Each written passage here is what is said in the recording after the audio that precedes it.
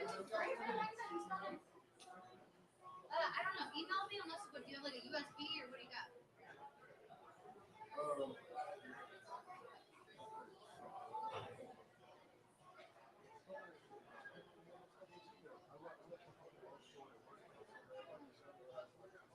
I just don't remember which email I used. So do you have the songs on hand? Do you want me to look it up? Yeah, this. Yeah. So then yeah, we could just play straight from the iPad and then I'll have Steven. Yeah, open it and close it. Yeah, hell yeah.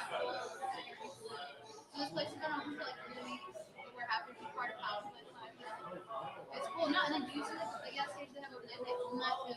So they're like, hey, like, you know what I mean?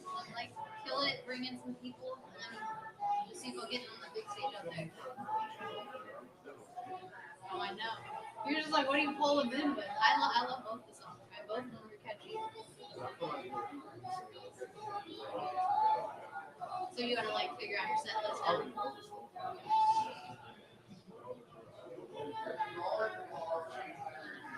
What order?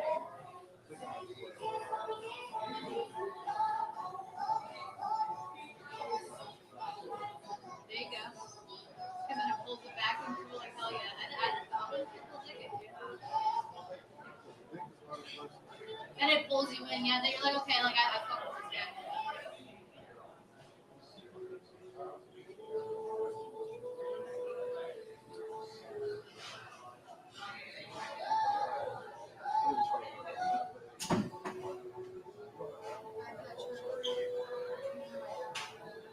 So is it gonna die?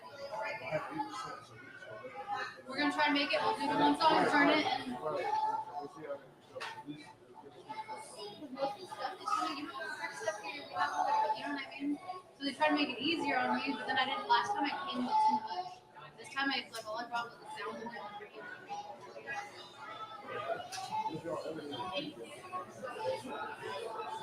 like you have the stuff that you could like do, and then yeah, you better open up with some music. For sure. Yeah. But it's not like it's hard to create. No, it's like right now it's people in the Is it a C? No, so that's why I was like, I know it's the other one. Alright, so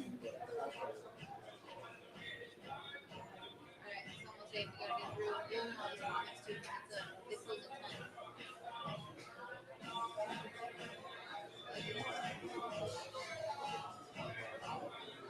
These mics are really good because it's owned by PowerPoint. So we use their sound. So like those two. Because these are connected to all the inside and outside. Yeah, it is. But I was just I just don't want to unplug the mics with like the sound guide for PowerPoint. You know what I mean? But they're really good microphones. Like there's no interference, there's no feedback. Like it's like that is a wireless. You know what I mean? So okay, hey, well, you're gonna play it off of his iPad, and then here's 7/8. You just turn it up and go over that latest one. Volume of the music, okay? 7/8. It's gonna play off of his iPad or his iPad. His iPad's over there. Okay, so I'm gonna play on whatever song, and then I'll be out there, and then he's gonna open with the yeah. And he's gonna play with the Two, two. Oh, okay. Mic check, 1, 2.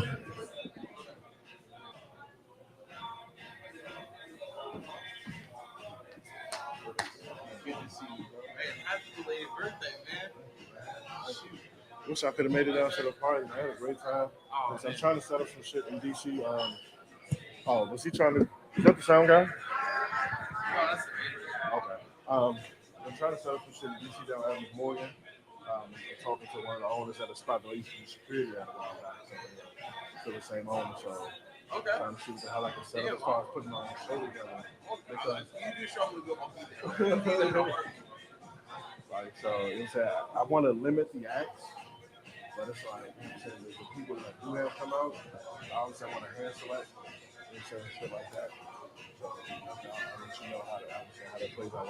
Let me know, man. I'm stoked for you, man. Anything you do, man, you can all support. I'll be there.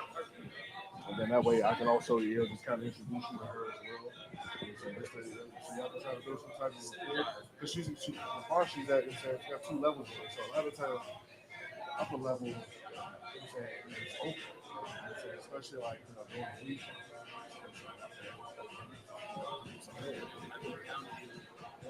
It's locked in, man. Just running. Hello, everybody. Welcome to Geno Steaks. How we doing over here, everybody? If you guys are just sitting around, go on ahead, sit up in the front over here. We got seats if you'd like. Move on in. We're about to have some music. PG County's finest musicians about to sing some of his. I can't even describe it. Coming to the stage right now is a man who has blown away so many shows I've had him at. He is technically a rap artist, but he speaks to your heart. Come to the stage right now. B&B King!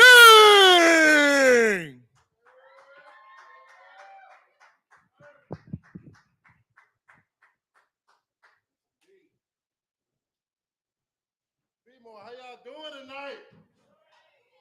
That was too dry for me. How y'all doing tonight, BMO?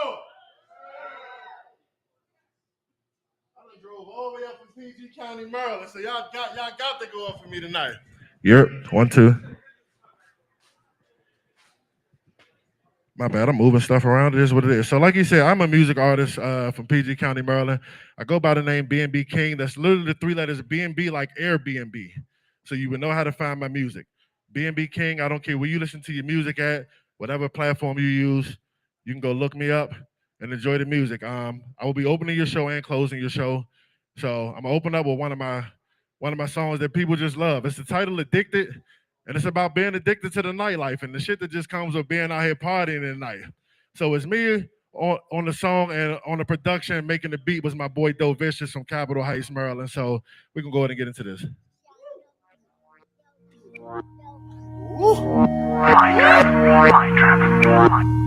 Hey, B-boy, real quick, let me hear you say addicted. One more time, let me hear you say addicted. There we go. This song is available on all your music platforms. Shout out to the Drunken Stoner for putting this together. Now, who riding shotgun? I'm addicted to the nightlife, addicted to the turn up, addicted to the pack. I'm addicted to the drink. I'm addicted. I'm addicted. Roll it, light it, hit it, hold up.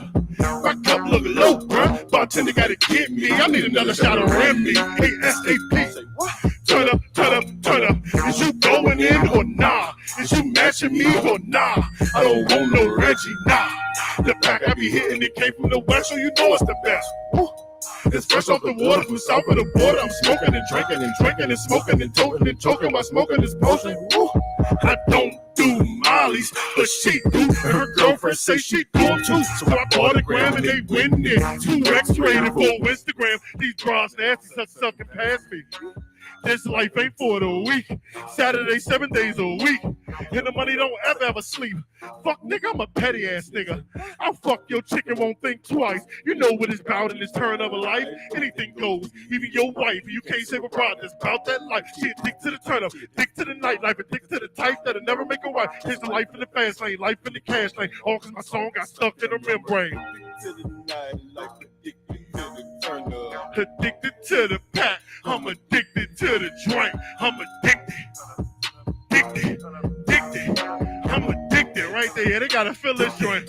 Hey, pop another bottle, pour that up, drink that down. Don't chase my brown. Hold up. Don't chase white even. Don't chase my drink. You keep that. I don't want that, but that badass little light skin, hell yeah, I want that. Oh yeah, I need that. Addicted to light-skinned women? Or maybe they just addicted to me, cause I don't discriminate. I keeps me all kinds of bait.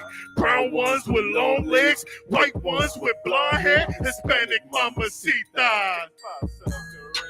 She better than Selena, addicted to Latinas. She chasing that guap, chasing that queso, all about that peso. All I ever wanted was some money. Addicted to money since I was a youngin'. Addicted to packs of rum, my first blunt. Addicted to drinks since I took my first cup. Woo! Hey. Addicted to hair since I first got top dog.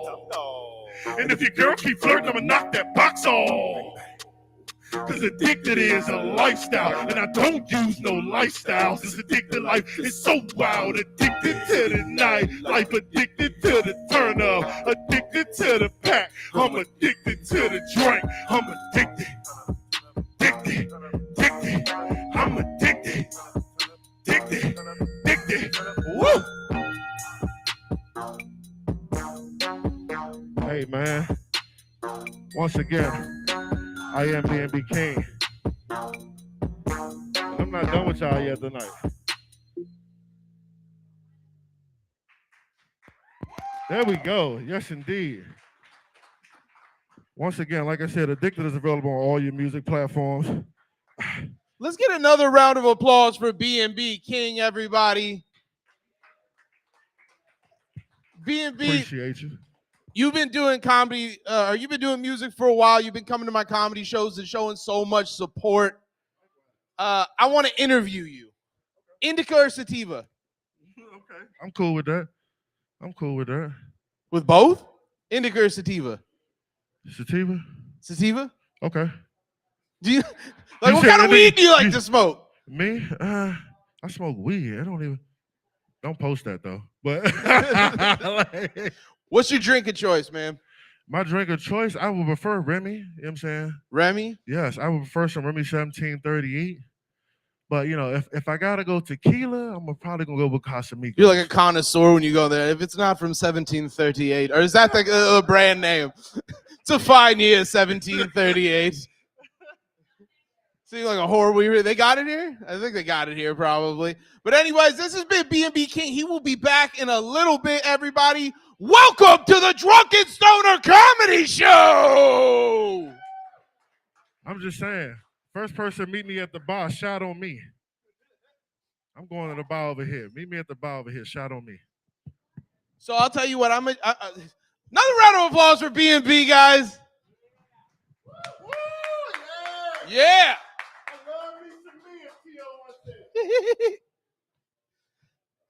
I love cheesesteaks. I wanted to. Last week, I came to this show and I was gonna eat a cheesesteak, but I wanted to watch my figure, and I feel dumb about that now. I don't think I'm gonna try working out anymore. Reason being is I'm tired of going through my phone and seeing the before pictures I was gonna have for the before and afters, and they're just stacked up. I just have a bunch of pictures on my phone that kind of look like I'm gonna send them on a weird fat guy dating site. Like, I'm just sitting there, and nobody wants to look good on the before picture. You want to look kind of sad in a little bit. You're like, try to make yourself look fatter. I look like Buffalo fucking Bill in these pictures, dude. It's no good. But I was traveling. I was in New York the other day, and the buses there are so weird. Just take the subways. I saw in one of the buses, there was a sign that said 1 in 6 people who ride a New York City bus will be sexually assaulted. I felt weird because I was the only person on the bus. So I sexually assaulted the driver of the bus. I didn't want to be a statistic. I figured that was the thing to do. Dude, I saw the people with Grateful Dead stuff. I'm like, great, they're coming to the show, but there must be some sort of Deadhead thing going on. For people who love introspective stuff, they sure like to watch the same band perform over and over and over, Deadhead fans. But I got no problem with it. Last time I did something hippie-ish, I went to a place called Hippie Hill in San Francisco. Anybody ever heard of Hippie Hill in San Francisco? It's where the 60s happened, right? This is where all the counterculture movement begun. And when I went there, of course I wanted to do mushrooms. First thing I did was try to find mushrooms, and I found them in like 20 minutes. People kept saying, ask for a guy named Crow. And I'm like, dude, I'm not just going to ask around. But like when you want drugs, you start doing crazy things. I was asking around, Crow, you here? From out of a bush like that Homer Simpson shit, just fruition's Crow. And he looked exactly like you. I mean, look outside. Exactly like that. I thought they were selling drugs. They're selling fucking pickles. That pissed me off. I'd be happier if it was energy crystals. No, sorry, meth. But no, I'm kidding. I don't do math. That's horrible stuff. I can't do upper stuff. It just fucks me up. Anyways, back to the story. I divulge. So I'm going finding mushrooms, and this guy shows up, Crow, and I ask him, yeah, can I get an eighth of your mushrooms? He says, you don't want an eighth of these. You want a quad of these. You guys don't know, quad is 7 grams of mushrooms. I'm all for it, buddy. So I got myself 7 grams. I got my wife 3.5 grams. What I didn't know was that there was a gay parade going on that day. And you know what? I'm all for that, but please let me know first, because San Francisco goes harder with the gay community than here. Here, a gay community is like, oh, wow, there's a lovely coffee shop. Ooh, a bookshop. San Francisco, there was a parade of guys walking down the street with cock rings on. They were marching, too.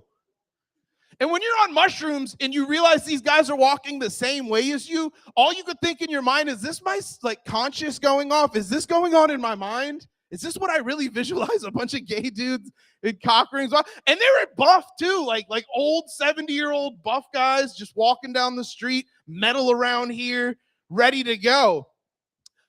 I started to trip too hard at this point and I needed to turn around. But what I turned, it ended up being where they were ending the parade. I look at my wife, because at the time we were just dating, but that doesn't matter for this story. I look at her and I go, baby, do you see what I'm seeing? She says, they're going to the cocksuckers convention. And I'm like, ah! Got a lot of good comedians tonight. A lot of really funny people are here tonight to make you guys laugh. Funnier than me, trust me. The next one coming to the stage was actually here last show we had 2 weeks ago. Coming to the stage right now is my man, Bill Sands.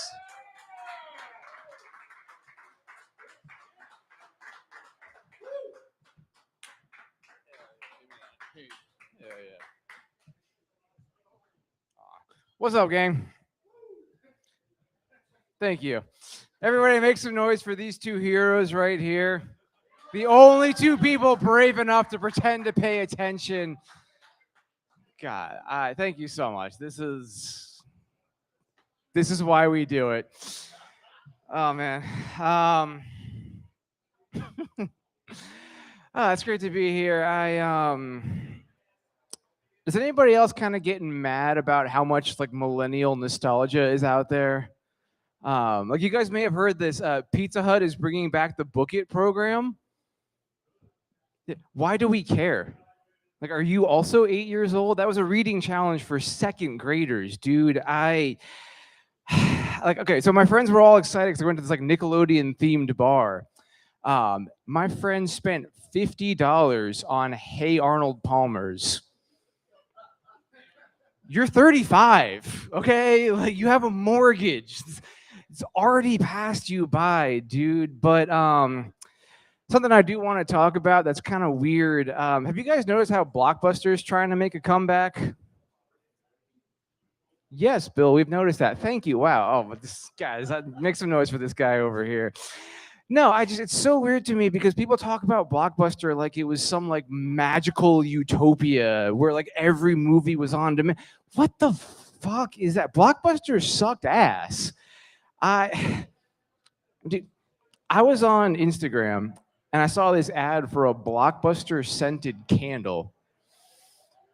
It was a relaxation candle. And dude, if you are at the point where a Blockbuster scented candle is gonna fix you, you're already fucking gone.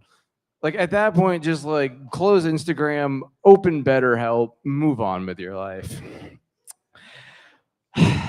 Yeah, in terms of the streaming wars, streaming one, my only issue is who the hell is naming all these streaming services? It's Hulu, Fubo, Freevee, Plex. Dude, my credit card bill sounds like it's trying to speak the language from The Sims. Which actually, again, thank you for being here. And I can't help but assume that you're girls. Do you guys play The Sims? Not religiously, secularly?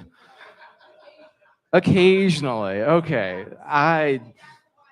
She dabbles. Okay, this is a war criminal over here. Okay, no, because you're imagining you think people do fucked up things with their Sims. I would always do that thing, where you'd remove the ladder from the swimming pool and you just kind of like watch them drown there.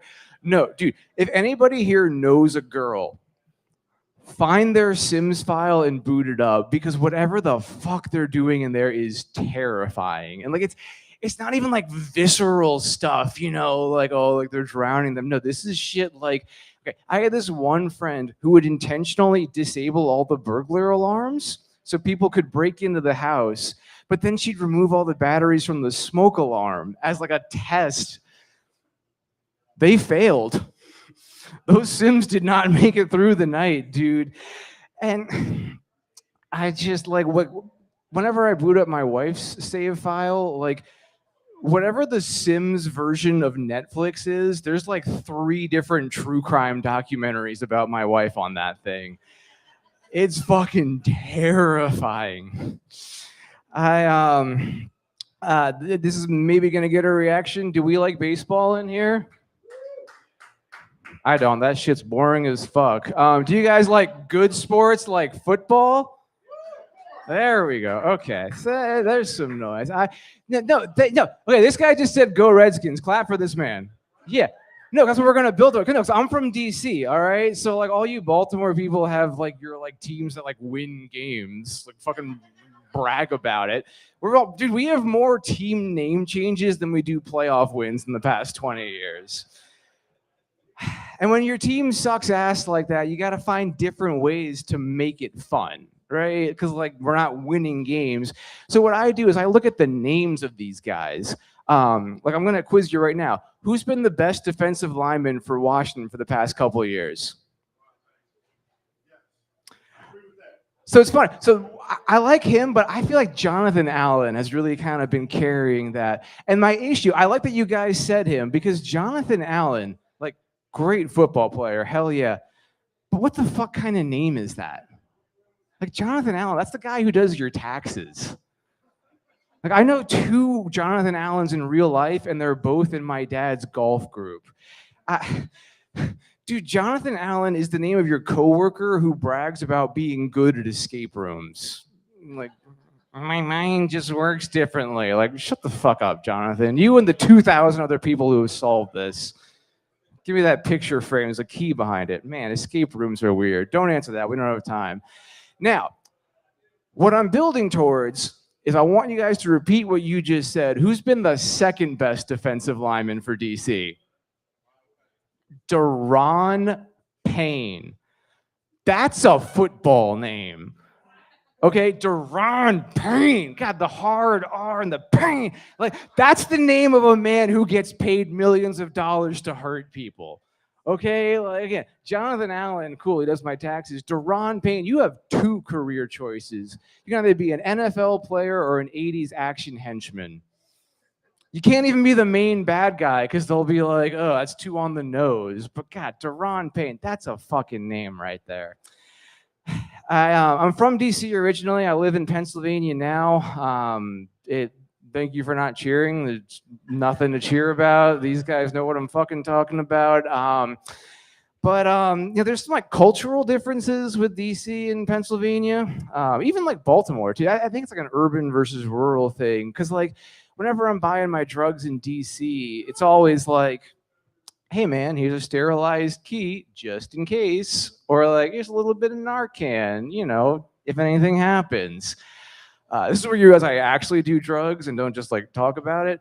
But it's weird because whenever I buy drugs in Pennsylvania, the people I'm buying from are always saying these weird things like, put your hands up, this is a bust.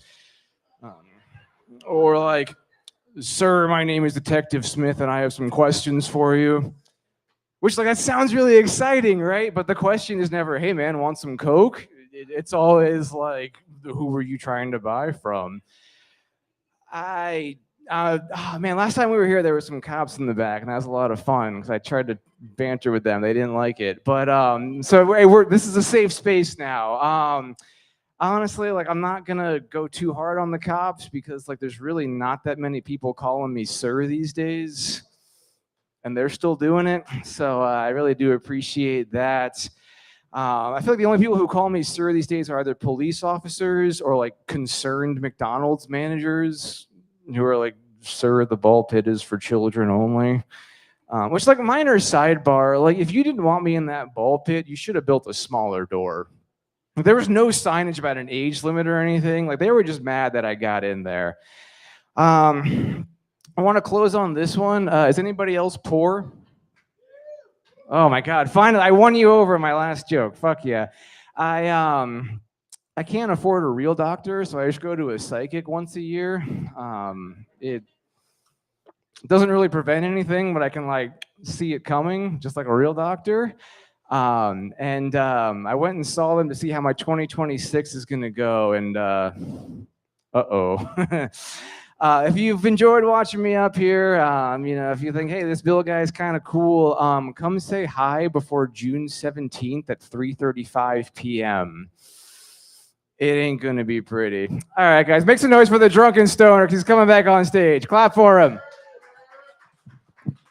Bill, it is fantastic to have you here today. So I take that you're a cocaine man. You're wearing a wire? Are you? Do you have cocaine on you? No. Okay. Well, let's just say you do. What is it about cocaine that's so much different than mushrooms? Like, how come when everybody says they're microdosing on mushrooms, that's okay? When I say I want to go do a bump outside with my friends, that's wrong. That's microdosing. It's the same thing. I'm more of a macro doser. Macro doser? Yeah, well, I like to get things done, man. I like to be a man with a purpose. You know what I mean? I can respect that. That's the way to go, bro. So how long did you drive to be out here today? An hour and 9 minutes. An hour and 9 minutes in the beautiful Pennsylvania terrain, man. Well, we really respect you. Where can they find you on social media? You can find me on Instagram, Comic Sans, S-A-N-D-S, like my last name. Comic Sans. Everybody get a round of applause for Bill Sans. Bill, thank you so much for being here. Funny as always. And our next comic coming to the stage, I'm referring to the book at this point in time. The next comic coming to the stage is Mia Musa!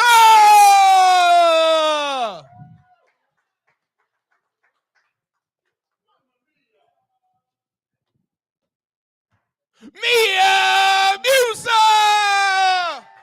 Gotta warn me. Could have got up here a little faster. How's everybody feeling? Awesome. Y'all seem fun already. In our little meetup group. I feel like I am the diversity hire for the night. Not for the obvious reasons, not because I'm the only woman on the show tonight. But it's called the Drunken Stoner Show, and I actually don't drink or smoke, which a lot of people are surprised by. I really don't know why. I don't know why.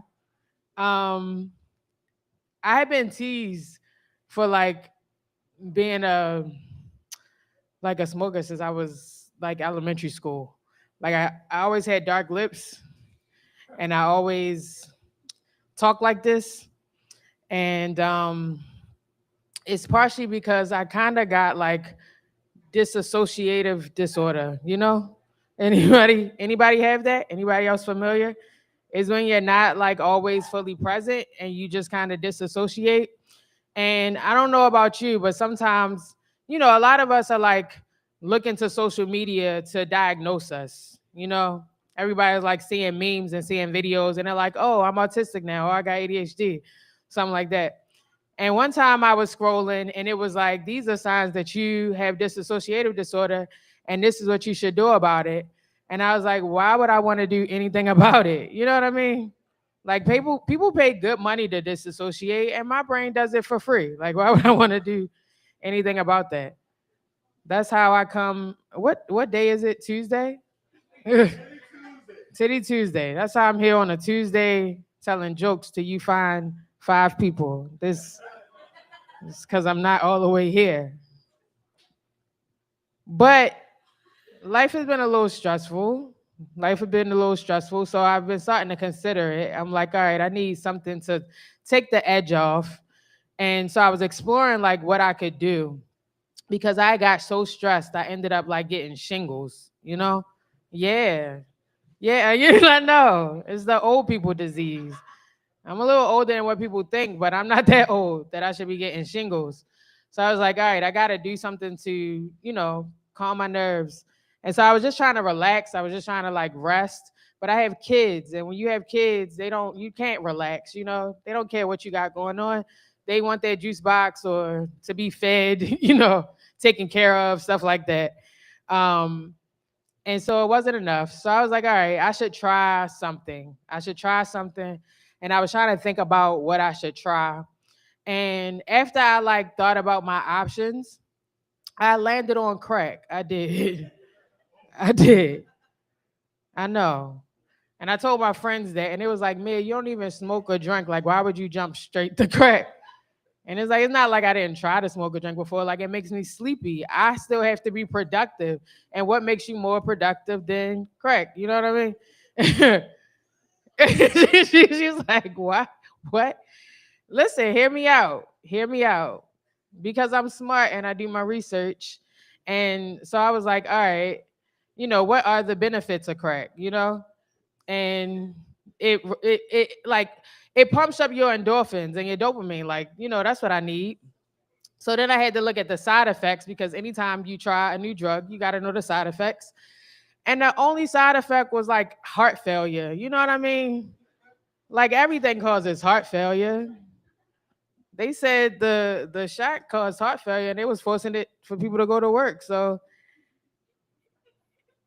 but you know what it didn't? What it didn't cause? Endorphins and dopamine. You get what I'm saying? You see where I'm at? They're like, no, I'm not convinced. I know this. There's somebody in this crowd that know what I'm talking about. I said it one time, and this guy came up to me, and he was like, yeah, you made me want to try crack again. I was like, oh, like I was just jokes. I was just playing. And the way that he said it, like he leaned in, like he wanted to try it right around the corner with me. And I'm like, I'm not, I'm actually not there. And I know that you're curious. He was not black. And that is how you know it's safe now. That's just one of the ways that you know. But again, I was thinking about it and I was just like, people will do anything else. Like a lot of our even prescription drugs are just like synthesized versions of street drugs. Like it's all the same. You know what I'm saying? Like Adderall is meth and like something else is speed. I don't know. They all connect, right? Like Oxy, or Tramadol, like that's heroin. Like it's all the same stuff. And so I was just like, why does crack get such a bad rap? You'll see old crackheads. You don't see old nobody else. And yeah, listen, most of the street drugs now are literally FDA approved, and them people don't do nothing. You know what I'm saying? Like the crack era was lit. Like I'm from here. I'm from Baltimore. I grew up in the 90s. Like we used to have entertainment. We used to have people fixing out bikes for like $1. Like they would be out there, Now everybody just know it. Like it's no fun. But I had to imagine, because again, when we make fun of people, like we'll call them crackheads. I was like, all right, so what do a crackhead look like? And so I was thinking about somebody like that was like disheveled, you know what I mean? Like outside, maybe doing something a little strange for change, you know what I mean? Like just a little off. And when I thought of, when I visualized it, I was just like, you know what? That would be a y'all problem. You know what I mean? Like if I was outside ugly and not caring, like that's fine with me. I don't have nothing to do, and I'm getting paid for my services. That's I don't even know why we shame people for that.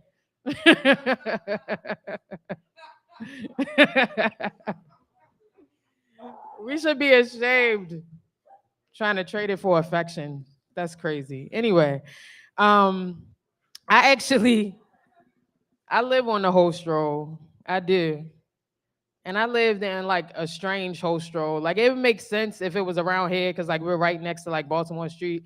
And it's like, people walking out like in the middle of the night after they leave a strip club. But where I live is more of a residential neighborhood and the hoes be out from like 12 to 3. And that's PM. That's not AM. Yeah, exactly. That's exactly what I call it. I call it lunch special. Like they know their audience. They capturing people on their lunch break or something. I don't really know. And I didn't understand it, and I tested it because I be out, sometimes doing comedy. I don't get home till 2, 3 o'clock in the morning. They do not be outside. They be outside and smack dab in the middle of the day. So I told you I had kids. Me and my daughter, we were sitting outside. And, this lady of the night, lady of the mid-afternoon, she was like walking down the street. And I'm not a judge. I told you. Why would I judge this? You get what I'm saying? Why would I judge this? But as I get older, I find myself judging things for things that really don't make any sense. And so what I don't like is how I know that they're prostituting. And I know that they're prostituting because their shoes don't fit, and it just bothers me. Okay? Their shoes don't fit and it bothers me. I'm just like, invest in your business. Have some pride of yourself. So this woman is clonking down with her shoes that don't fit. And my daughter looks at her and she was like, oh, mom, she's so beautiful. And I had 3 thoughts that went through my head. 3 thoughts that went through my head. One of the thoughts was just like, oh man, I'm judging this woman, because her shoes don't fit. And my daughter seeing the beauty of her, like, kids are so innocent. I love this for them.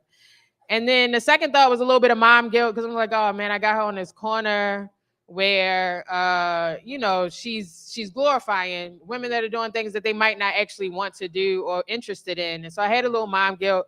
But then I took a step back because a lot of times as adults, as parents, we project things onto children and they don't even be thinking all of that. And so I took a step back and I looked at the woman. I looked beyond the shoes that didn't fit. I saw the mismatched tights and the colorful outfit. And I looked at the wig that was a little disheveled and the makeup that was all over the place. And I said, you know what? This is peak 6-year-old beauty standard. You know what I mean? Like when a 6-year-old dresses up and they get themselves together and they put on shoes that don't fit, a messed up wig, and makeup all over the place. Like 6-year-olds give cheap prostitute. It is what it is. It's fine. Anyway, again, my name is Mia Musa. Y'all can follow me. Mia Musa, everybody. You are so Thank funny. you. Every time you kill me, I like your crack promotion today. Yeah. You're promoting crack now. I am. Most people are like, don't do crack. She's like, but there's really no science against it. Yeah. I like it. That's big pharma today you're propaganda. kind of giving me like psychic vibes. Like, I can see like you could be a call-in psychic right now. I've actually thought about doing that. Really? One Yeah, person from someone the told audience. me. It can't be a lot. Let's predict some futures here. Yeah. You're definitely gonna get stabbed. Oh All right, next one. man, I want a question. You got to ask a question. Oh yeah.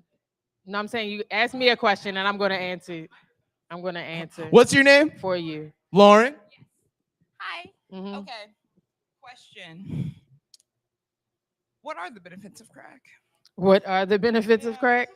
It gives you energy. Okay. Well, never. You have friendships along The way. class and race lines. So it is the future. Okay. Innovative. Yes. And fun fact, no one overdoses on crack.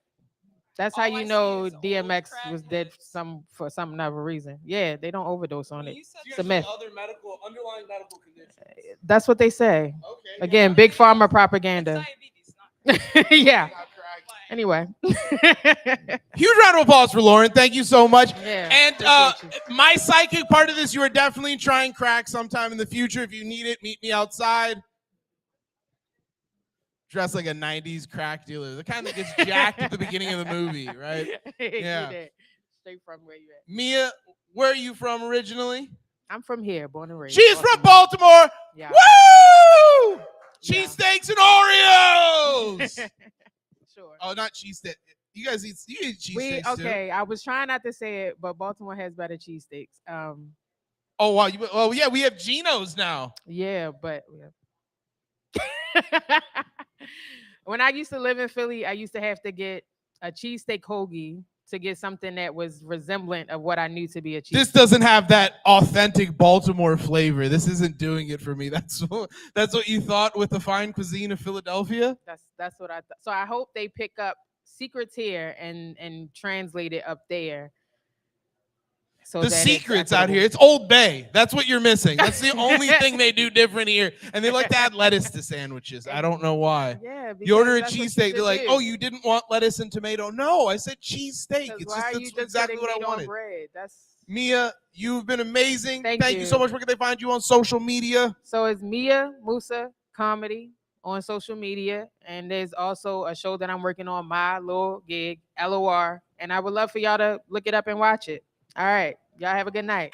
Woo! If you are trying to book a comedian for crack people, Mia Musa is available for children's parties, weddings, events like that. Our next comedian coming to the stage. We need to bring this energy back up, everybody. Come on. There's a few of us, but we're crazy here. Can't let the Grateful Deadheads over there beat us. They're on acid. We're on weed. We got to show them we can function and drive after this. They're going to think we're one of them. I'm going to get pulled over for sure when I leave this place. I know it, man. Next person to come to the stage. I love this dude. He is from the magical land of Delaware. Coming to the stage right now is my man, Zach Spicer!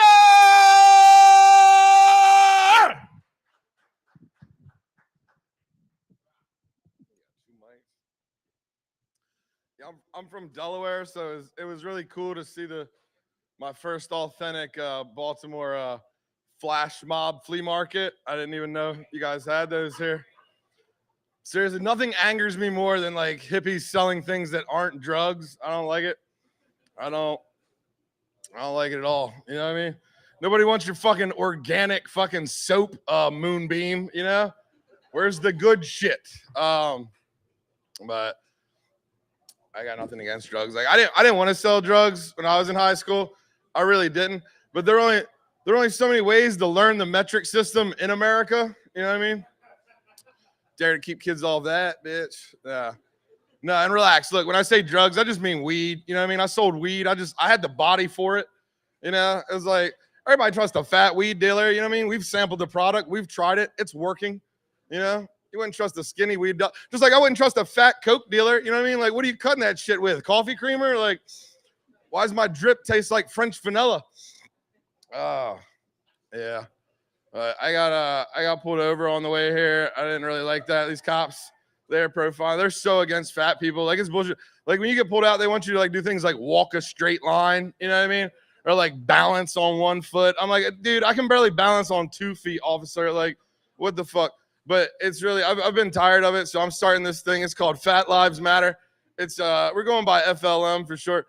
But I've looked into. I'll be honest with you guys. We're not going to do a lot of marches. There will not be a lot of marching, but I've found these things are called sit-ins. They sound pretty cool. We're going to be doing a lot of those. There'll be a lot of sit-ins. It'll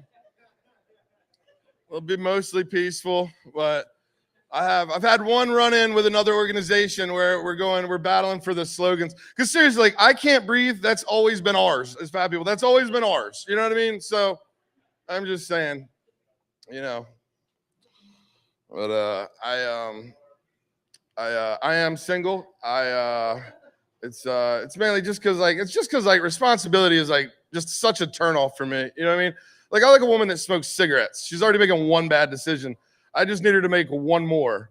But also my friends say I'm like a little too picky for a guy that looks like this.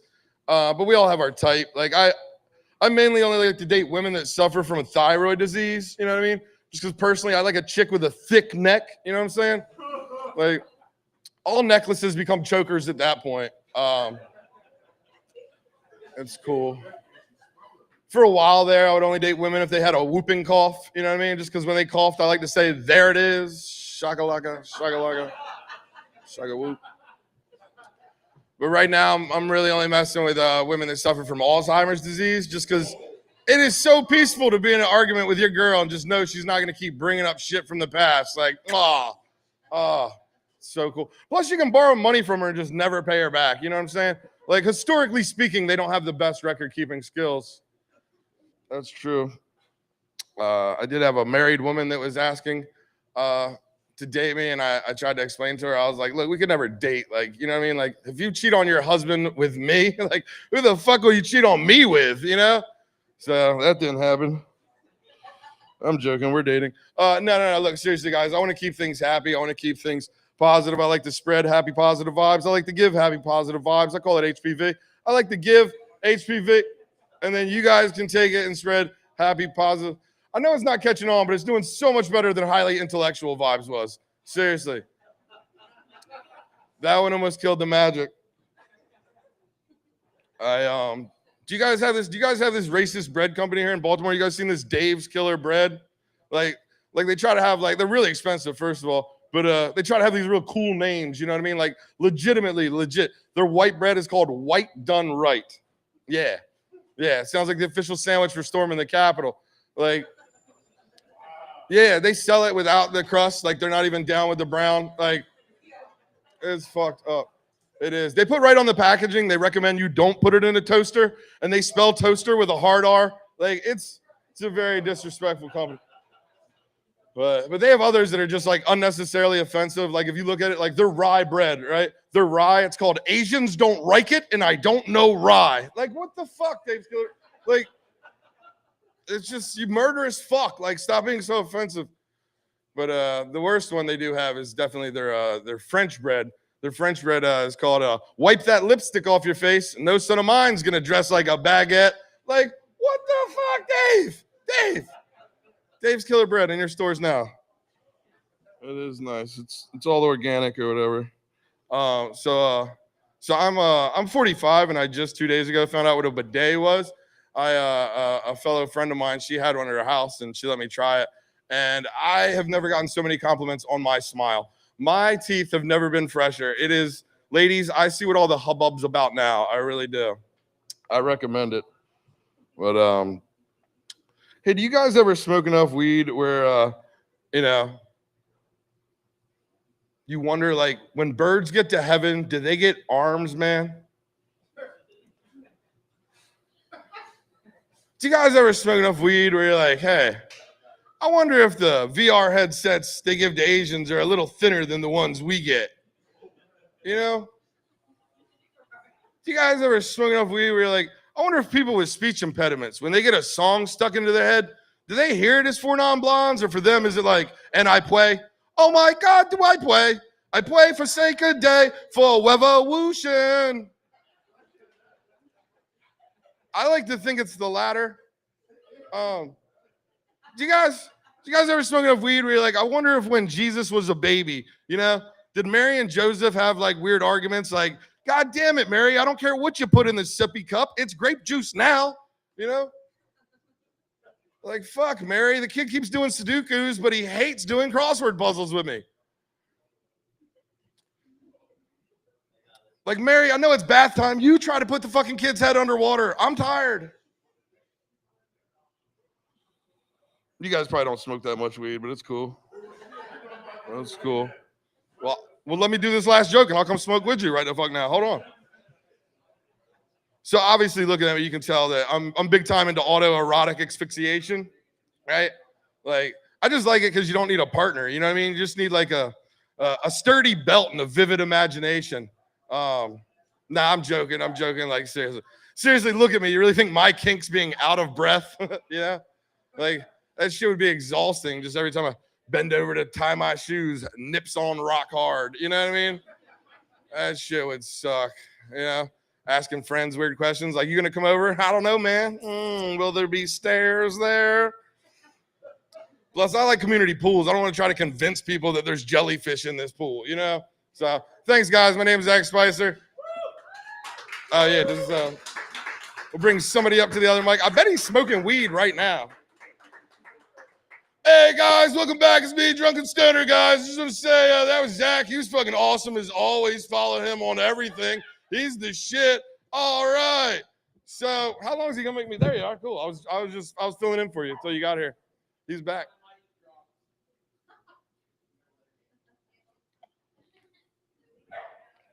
The longer you interview. All right. Zach, how are you doing, man? Round of applause for Zach Spicer. I'm coming. He looks like if all of Dundalk got mashed into one person. It's only like a Baltimore joke. I don't even really get it. People are just like, people who do drugs and are white are from Dundalk. I'm like, bet. I'm going to remember that. It is. I don't know much about it, but I just find it weird that anybody that's from there, it's a very tough word for them to say. You know, I feel like they always get it wrong. They're like, I'm from Dundalk. I'm like, I don't think you're saying that right. And I'm not even from there. I had one guy who I worked with that was selling cars with me. He happened to be the scummiest of them all. I'm like, dude, wherever Dundalk is like the spawning point for like car salesmen and shit. Yeah, I wouldn't buy a car. He's like, yeah, you want to buy a car? He had a little bit of a lift. It was pretty great. Yeah. But Zach, what is your favorite strain? Indica or sativa? What do you like better? I like them all. I grew up with Mexican brickweed, so I'll take anything that doesn't have 100 seeds in it. It's good with me. Right on. So what is your favorite drink to drink? Anything but gin. Anything with gin. Yeah, I tried to have one of those gin and juice Snoop Dogg cocktails. It was like pineapple sadness. I was so excited about it too. And then I tried it. It was just like, oh, dude, it breaks your soul because you just remember when I got that Seagram shit. You remember when you had it as a kid and it tastes like fingernail polish? Then you're trying that. It's super sweet. Just screwed me up. It was no good, bro. But where can they see you next, and where can we find you on social media? IG, it's Zach Spicer Comedy, DE, because you want something small and easy. Nowhere in Baltimore. I don't know. You guys are gonna be at like Soul Joe's or where else? Soul Joe's. Church of Satire. If you guys happen to be in the middle of Pennsylvania, trapped at all, you could go see him basically. You get lost in PA. Yeah. You see an Amish guy out front, you're in the right place. You're there. Yeah. So weird to me. I saw my first Amish guy the other day. I didn't know you couldn't film him. I didn't know they were allowed to flip you off. Did anyone know that? The Amish could actually like stick their middle. I guess it's not electric, but they have turn signals on their fucking carts, and that blows my mind. And they're like, well, it works on a battery. I'm like, well, how does battery work? Electricity, stupid. But I don't know. I'm sorry. Everybody likes the Amish here or something. Everybody got really tight about that. I'm sorry. I get butter from them. Don't make fun of them. It's all natural. I love my whoopie pies. All right, Zach, you were amazing, bro. I didn't mean to bring you down like that. After I know how much because you look like the Amish. You look like you ate all of the Amish. In all seriousness, I would love to get more information on whatever happened out there earlier. I would like to know because I don't know. Was it legal, illegal? Was that sanctioned? Well, that wasn't legal. Anything those people do is illegal. They're all in violation of probation. Every single one of them. Yeah. Like, dude, are you serious? How are you arresting me? Bro, you got a jar full of whatever the fuck. Yes, I'm arresting you. Someone's going to die eating that. But Zach, thank you very much. You have been fantastic. The next comedian coming to the stage, really funny dude. Kind of reminds me of Tracy Morgan, but with like a darker tone to him. He's like kind of a little angry, but he's actually happy. He looks angry, but ends up being very happy. The Tracy Morgan looking-esque. Coming to the stage right now is Mo Jenkins! What's up, people? How y'all doing? Told you. How y'all doing? Damn, give me a little bit more, man. Y'all probably looking like, who the fuck is this motherfucker? I'm Mo Jenkins, goddammit. Hey, listen, when I'm gonna see if I'm gonna fuck with y'all real quick, see if y'all fucking with me. When I say hey, can y'all say Mo? Hey, hey, hey, alright. Hey, that's what I'm talking about right now. I'm getting a little bit more energy going on right now in the crowd, you know what I mean? Just want to see what's happening, man. I'm Mo Jenkins, I'm from Washington, D.C., you know what I'm saying, born and raised in Southeast, you know what I'm saying, served in the military, I was in the Marine Corps, I served in Iraq for over 7 years, you know what I'm saying, came back here surviving, I got my limbs on me, you feel me? My third leg still work, you know what I mean? So I'm good. You feel me? I'm all right. Now, listen, I got a question for y'all. I want to see if y'all want to go down this journey with me. How many of y'all single in here? Oh, look at him. Look at him. I am single. This them too. Shit, there's a lot of legs in this motherfucker. Whoo. Yeah, it sure is, man. You know, when I started dating, right? You know, when I started thinking I was being serious, I started trying to date a cougar. You know what I mean? You know, the cougar, you know, you like, I'm staying at her place and shit, you know what I'm saying? Everything kind of all right, you know? The phone conversation is different when you talking to your homeboys, you know? Because, like, she buying a car, but we on the phone talking something, yeah, we about to buy a car and shit, you know what I'm saying? It ain't my car. I ain't got no goddamn money, you know what I'm saying? But it sound good, you know? She started talking about getting a house. I'm like, yeah, we about to get a house, you know, all booey and shit, you know? That's where expensive black people live at, this case y'all don't know. Yeah, so you know, it all changed up for me a little minute. Then my man, he like, yeah, I'm about to get my own apartment. So I said, shit, my man about to get his own apartment. I need to step my game up and get me a job. You know, shit. So, you know, I went ahead, got me a job and shit. And then she started talking about some I need to start paying bills and shit. So I said, what? Hold the fuck up. Let me pack my dick up and get the fuck up out this motherfucker. Cause I ain't moving that bitch with shit but a book bag and some good dick. That's all I had. That's all I had. God damn it. So I said, fuck the motherfucking cougars. You know, I went ahead and decided, I said, I'm gonna go ahead and jump up. Yeah, that's right. I got me a Jaguar. Yeah, that's right. That's right. You know what I'm saying? It was a great time, man. Great times, man. We used to play little funny games and shit. Like I'd chase around a little house and shit. We in a walk. I'd be like, "Don't crack your hip, baby. Don't crack your motherfucking hip." And motherfucker, man, I'm telling you, man, my boys knew every time I hung out with her, cause you know, they'd be like, I get in the car, they'd be like, nigga, do I smell ointment, motherfucker? Be like, yo, chill out, chill out, chill out, chill out, man. It was a good time, man. Like, you know, like I thought she was a real freak, man. You remember when the rose came out? You hear that motherfucker get the clicking? Man, shit, I was in the bathroom taking a piss. I heard that motherfucker. I said, oh shit, we about to get it in. She was putting on the motherfucker breathing machine and shit. I said, dirty motherfucker. I was excited though. I was excited, man. Then, you know, I met the family. Woo. Yeah, the son was my father age and shit. Shit was a little bit different, you know what I'm saying? You know, he asked me a question like, what the fuck you doing with my mother? I said, what the fuck your mother doing with me? The fuck you talking about, man? Shit. We going, nah, fuck that. You ain't gonna be dealing with my mother. You know, calm down, baby, calm down. I was like, yeah, calm down, nigga, calm down. Man, they went ahead and pulled out the committee and shit. They had a meeting the next morning and shit about me not dating the mom no more and shit. They put her in her old folks' home. Yeah, man. So, you know what I'm saying? They put me on the block list and shit. I couldn't even visit her no motherfucking more. So, you know, I was outside the motherfucking window like, free anime. Free anime. And I tried to pull some people together, but, you know, they was like, nigga, she too old for you, nigga. I was like, nigga, you don't understand. Have you ever got gummed down before? Like, for real, has somebody ever pulled their teeth out and spit them up, pop, and you ain't getting no bite, nigga? This all suction, nigga, and pressure? That is like the greatest feeling alive. I mean, I was in love with it, man. It was something different. It was, amazing. You know, and I recommend any man that could get a woman that got some gums and shit and no teeth to go ahead and get with it. You know what I mean? I'm just saying, it's part of life. You know what I'm saying? It's a great thing, man. You know? So then, you know, so then, right, I was sitting at home realizing like I'm single and shit. And so I seen this show called Love Out the Lockup. And I was like, that probably be my shit. That probably might be my shit, you know? And my brother, he did 15 years and he got married. Like, how the fuck am I still single when a nigga locked up get married?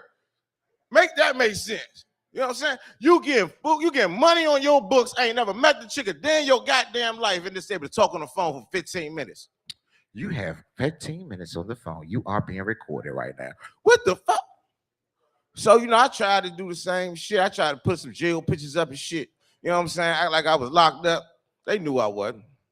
You know what I'm saying? I said, cash out me, boo. Go ahead, cash out me $5. You have 15 seconds left. God damn.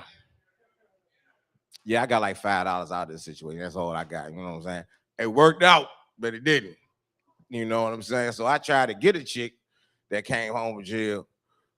Yeah, it was wrong. She was a cougar too. You know what I'm saying? And she was a real cougar. She ain't had no teeth too, so that helped me out too. I was like, oh shit, she ain't got no teeth. Like shit gonna be good. Nah, it ain't work out right because she was like, when I suck your dick, you better not come, nigga. She had a shank on my dick. I was like, you dirty motherfucker. I was scared then and shit. So I had left away. I escaped away. Woo, let me get the fuck away. You know what I mean? So I realized, I said, look, you know what? I'm gonna get a woman around my age, maybe a little younger, figure it out, see what's going on. You know what I'm saying? But you know what the problem is? what you got to realize in life, right, is that it's about education. The education means a lot in motherfucking life. So I met her and shit at the club. Everything was good. You know what I'm saying? Blah, blah, blah. Having a good time. Blah, getting a groove on and all that shit. And so she said, I'm going to take you out. I'm going to bring you out in the world. I said, what the fuck? You going to take me out? Shit. She like, yeah. I said, who? Me? She said, yes, you. I said, oh, who? Me? Yes, you, nigga. I said, oh, shit. We going out. We going to hang out.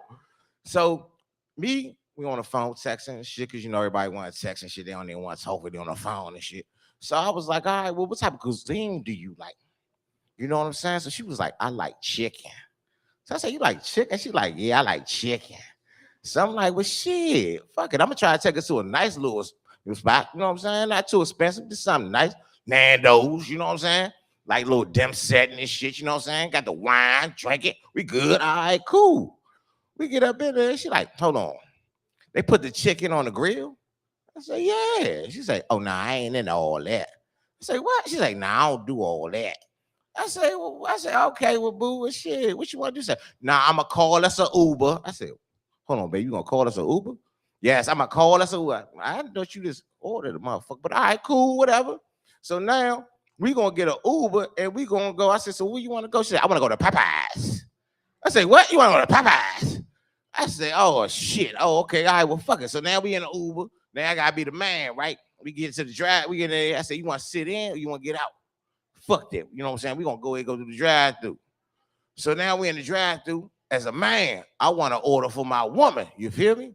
So I say, boo, what you want? While we in the drive-thru. She say, I want that Kawan chicken. I say, what the Kawan chicken? I say, hold on, I ain't no foodie or nothing, but shit, I'm fucking with you, shorty. That Kawan chicken. Now the Uber driver look at me through the rear view like, nigga, what the fuck is a Kawan chicken? I say, nigga, me too. I'm trying to figure it out. But you know, we ain't saying that. We just looking at each other. So now, all of a sudden, while we looking at each other, we get to the drive-thru. They say, sir, what would you like to order? I say, confident. I say, my boo wanted the Kawan chicken. 3 in a box. I want 4 in a box. The lady say, sir, we do not carry Kawan chicken here. I say, what? So my girl, I said, boo, they said they don't got the Kawan chicken shit. Yes, they do. I seen it on the radio. Hold the fuck on. How the fuck you see it on the radio? But I ain't going there, though. You know what I'm saying? I just want to be cool. So I say, boo, they said they ain't got the Kawan chicken. So she say, motherfucker, blah, blah, blah. I say, so now, mind you, what your grandmother say? Don't fuck with nobody when they fuck with your motherfucker food, right? So I say, boo, what number is it? She say, a number motherfucking 8. I say, you mean Cajun, bitch? Hey, look, I'm Mo Jenkins, man. I get with y'all, lady. I say safe out here in these streets.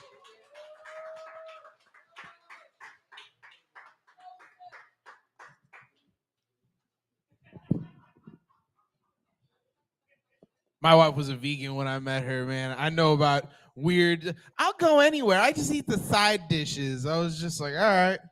I kind of feel bad, like I was starving her. Like people would look at me too, because I'm bigger than her. I mean, that's how it should be. I mean, it's always weird when there's like a guy the same size as a girl. But like we'd go into a place and I'd order food and then she'd order like side dishes and they'd look at me like, is he holding you against your will?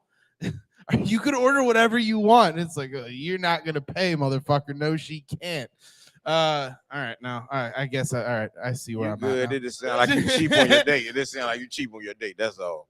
Oh, no, you got to be sometimes. Sometimes it's like, you don't need an expensive side dish. What do you need the lobster pops for? You're a vegan. God damn it. So, bro, what have you been up to lately? What kind of shenanigans you been getting into in the DC area? I mean, be honest with you, I ain't really been in DC for a second. I mean, like far as like comedy wise, like I said, I just came back from Dallas opening up down in Dallas doing comedy shows down there. Just been traveling, you know what I mean? Just getting it on. I love Dallas. You ever go to the Deep Ellum area?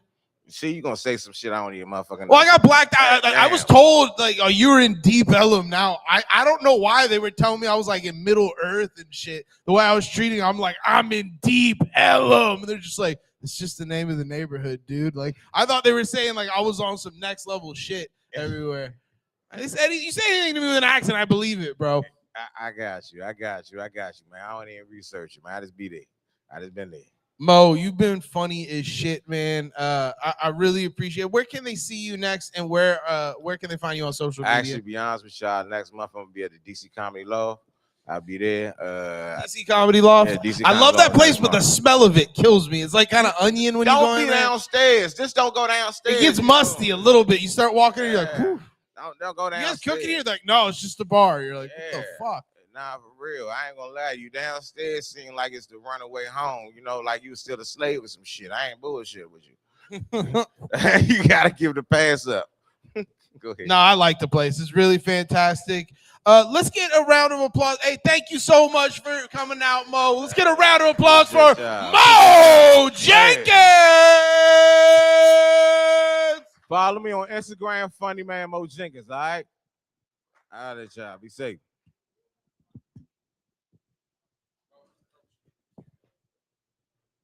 Our next comedian coming to the stage lived in Delaware for a little bit, but now is living back where he's from. He's in the College Park area. If you're trying to track him down or follow him after the show and you think you lose his car for a little bit, just know if you're in the College Park area, you are in the right vicinity. Coming to the stage right now, Geno Bino! He's the owner of this place. You guys better clap hard. Thank you. I'm Geno Bino. I'm also a rapper. You can find me on all platforms. But I am not the owner of Geno's Steaks. This is not my steak. This is not my circus. But I actually, I haven't done a lot of comedy recently, so I really want to thank Stoner for this opportunity. I'm really not a comedian. I just needed a new ketamine plug. Anyone? No? Got you. I figure I might as well, say some other shit while I'm up here. I don't know. My life's falling apart. It's being my glasses are not the only thing being held together by duct tape right now. So that's why I don't really have a lot of funny things to say. I did actually. I was asked to do this clean comedy show, and I wasn't sure that was me, which is why I appreciate the Drunken Stoners, comedy shows. We can say whatever the fuck we want. But I wasn't sure if it was me. I was debating if I should do it or not, and I finally decided to go and get tested, and we're all good, guys. I am clean. At least I will be in 2 weeks. They don't have to know that. But I like being able to say all the horrible things, right? I can say all the horrible things I want to say tonight, right? This is a safe space. I heard someone say that earlier, right? It's a safe space. Good, because honestly, I'm really tired of fucking faggots. I'd rather blow a straight guy. Where are my straight guys at? Hell yeah. Shout out to you guys that were offended, though. I appreciate you guys. You guys are good allies, and we can fuck later. That's the good news. But no, I do think we should stop using that word for gay people, right? Like, it's 2026. Like, that's what we should call the pansexuals instead, right? God, like, they just wanted to one-up the bisexuals. It's like, bisexuals, they wanted to include both genders, and then pansexuals were like, oh yeah? Well, I like all genders. And that's the gayest thing you could do. That's gayer than only liking your gender. You know what I'm saying? Just because, like, they're, like I said, they're one-uppers. Like, you guys, anyone know a one-upper? No one-upper? I know two. So I win. But no, the reason why I was saying I'm tired of them is because I don't know if you guys really know what goes down on these gay hookup apps, right? And you got a bunch of them now, you got like Grindr, Sniffies, Christian Mingle, right? Truth Social, right? They shut down Grindr, so I had to go on there, all the same people were on there. But no, the guys on there are super crazy. I remember I was talking to this one guy, and he was all about the anonymous sex. He was like, hey, look, I could just leave the door unlocked and wear a blindfold. You could just walk in, and I'll do whatever you want. You could choke me, spit on me, piss on me. Yeah, it was actually really fucking disgusting how horny it made me. But no, and then you have these guys, they call themselves power bottoms. You guys know about power bottoms? A lot of them like to collect loads, they say, right? And seriously, I would see this guy, and every time I'd be on the app, it'd be like, I'm 5 loads in, I'm 6 loads in, who's next? And at this point, I've been on the app for hours. I was desperate, and I decided to bring my laundry over there. Turns out they don't do whatever you want. So I'm striking out everywhere, it looks like. But yeah, that's actually the cleanest joke I have. Right, I think that'll work for my clean comedy show. I don't know, you guys want to know my dirtiest joke? No, you don't want to know my ex.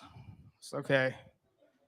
So enough about that dude. Anyway, I do worry a little bit, right, about like the whole cancel culture thing. Because people, you know, they get fired now for like stuff they said years ago, and like they'll dig up the old tweets and shit, right? And if you look far back enough in my past, you might see that I really like, you know, I supported some really fucked up shit in my past, right? Because there was a time that I supported pedophilia. But to be fair, it was when I was a minor. So, you know, I don't know what the fuck I was thinking at that time. But that's the only reason I would go to church, right? Because I had a huge crush on my priest. And I even became an altar boy and all that. But, you know, I was never one of the lucky ones. You know, I was never chosen. So instead, I had to tell my mom I didn't believe in Jesus.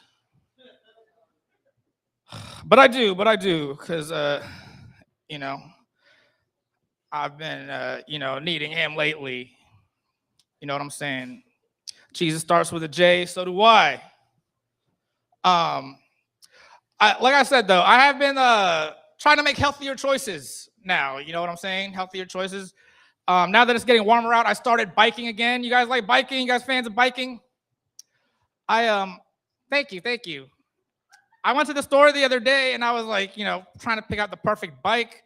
And I found the perfect one. I took it home and I realized it was a female bike. I didn't even know that was a thing. I thought all bikes were female because males were the only ones with no cycle. All right. But I know that some people might disagree with that now. You know, there's a certain community, my trans community. Shout out to you guys.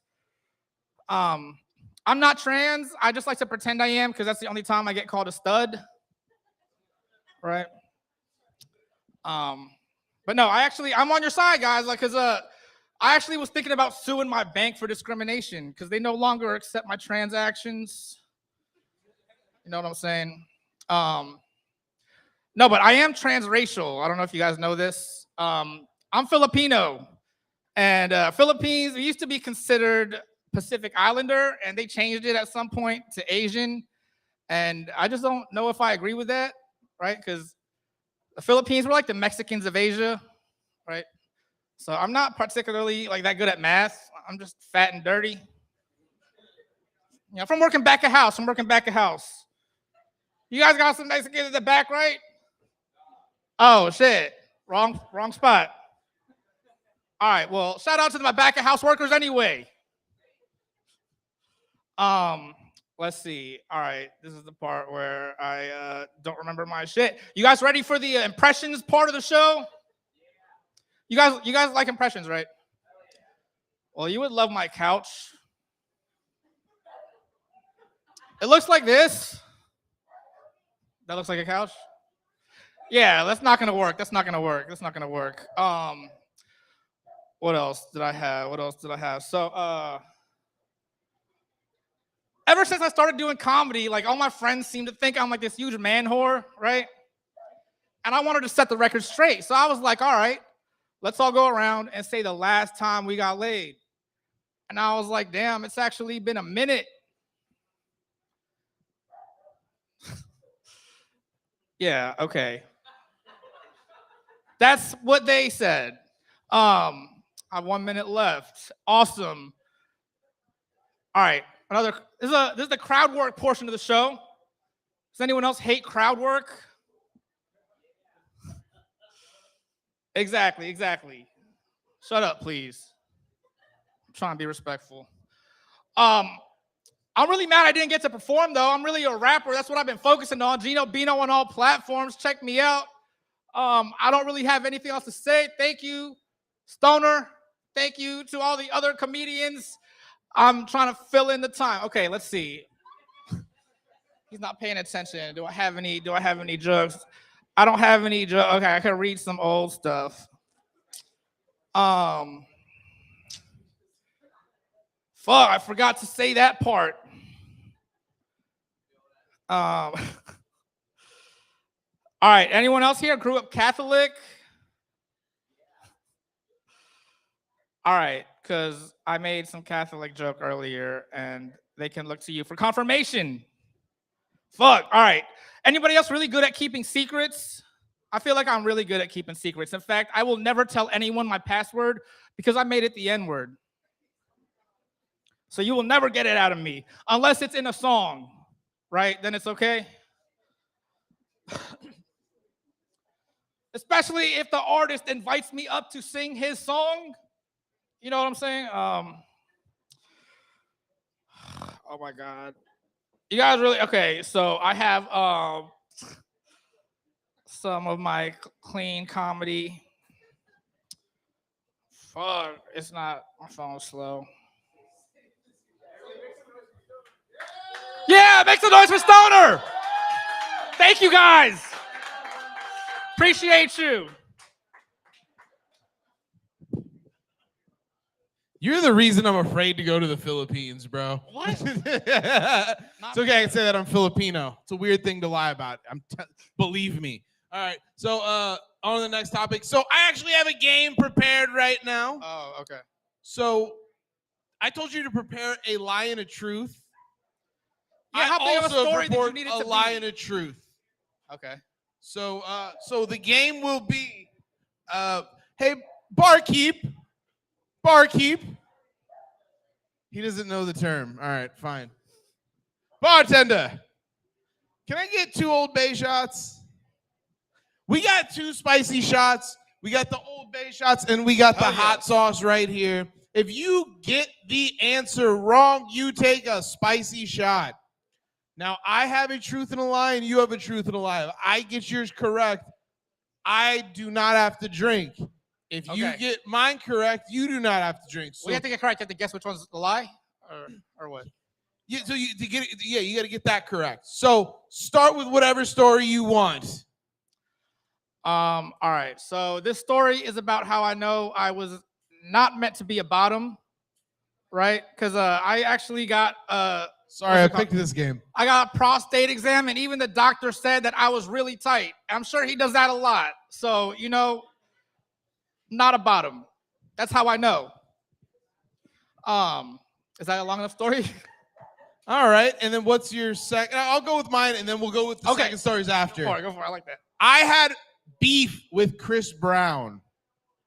I ran him into it 2 different occasions. One time it got physical. The other time his security had to pull me off of him.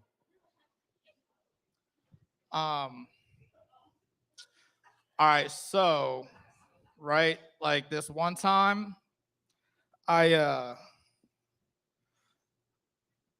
did not prepare for this. I know you told me to prepare. I did not prepare.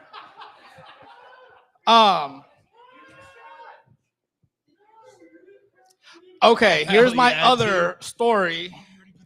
Did you know that in middle school, I missed the bus and I had to walk to school and I got hit by a car and I got up and I apologized to the driver? That's how much of a loser I am.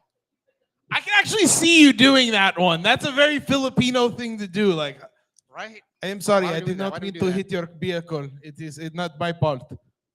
I think that one was true.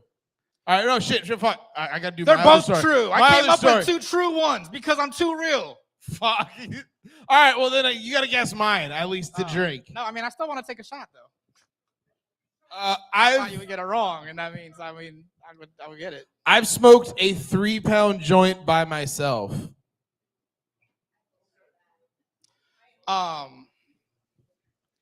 Which one do you think's true? Which one do you think's fake? Well, are you saying you smoked the whole thing?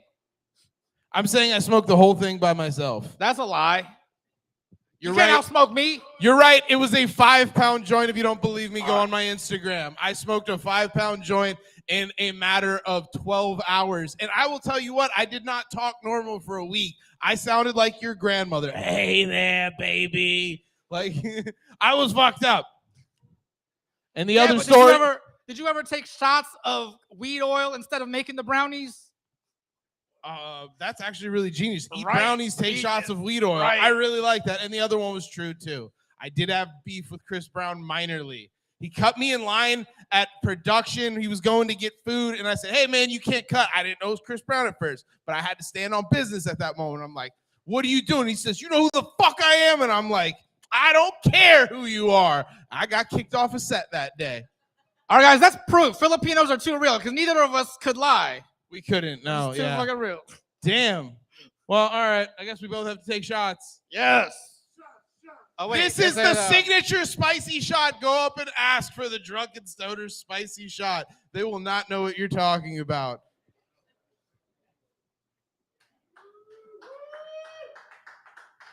Woo! You said it was a little spicy. It's got a little heat to it. Ooh, it starts to hit you with the Old Bay. Oh, is it not done? Ooh, Geno. Geno, I don't think I'm doing too good, man. All right. Everybody, a round of applause for Geno. Where can they find you on social media? The Geno Bino, DAGINOBINO, or just Geno Bino on all platforms. Thank you. The Geno Bino. And bingo was his name-o. No, don't leave, audience. They're like, we're out of here. We're not even going to look back. Huge round of applause. The next comedian coming to the stage comes from the magical land of Pennsylvania. Coming to the stage, a fellow Raiders fan. So don't be afraid of him on stage. Be afraid to fight him in the parking lot because he definitely has a gun. Come to the stage, AJ Briones.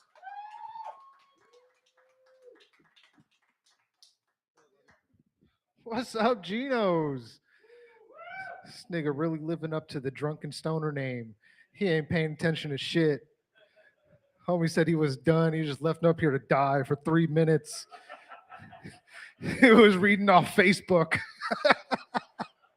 That shit was crazy. Oh, man. What's up, guys? What's up? You guys have work today?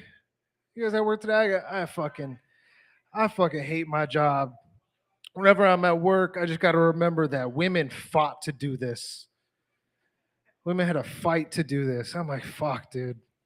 You guys ever work? Anyone ever work retail? You guys ever work in a store or anything like that?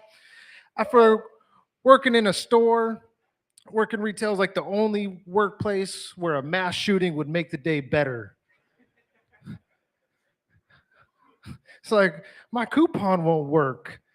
Fuck, dude, I wish someone would air this bitch out. So I recently got a new job. I got a new job, and when I got this job, I live in a place called Dillsburg, Pennsylvania, in the middle of nowhere. When I got this job, and they're like, you're the third black person to work for this company. It's a fucking weird thing to bring up in an interview.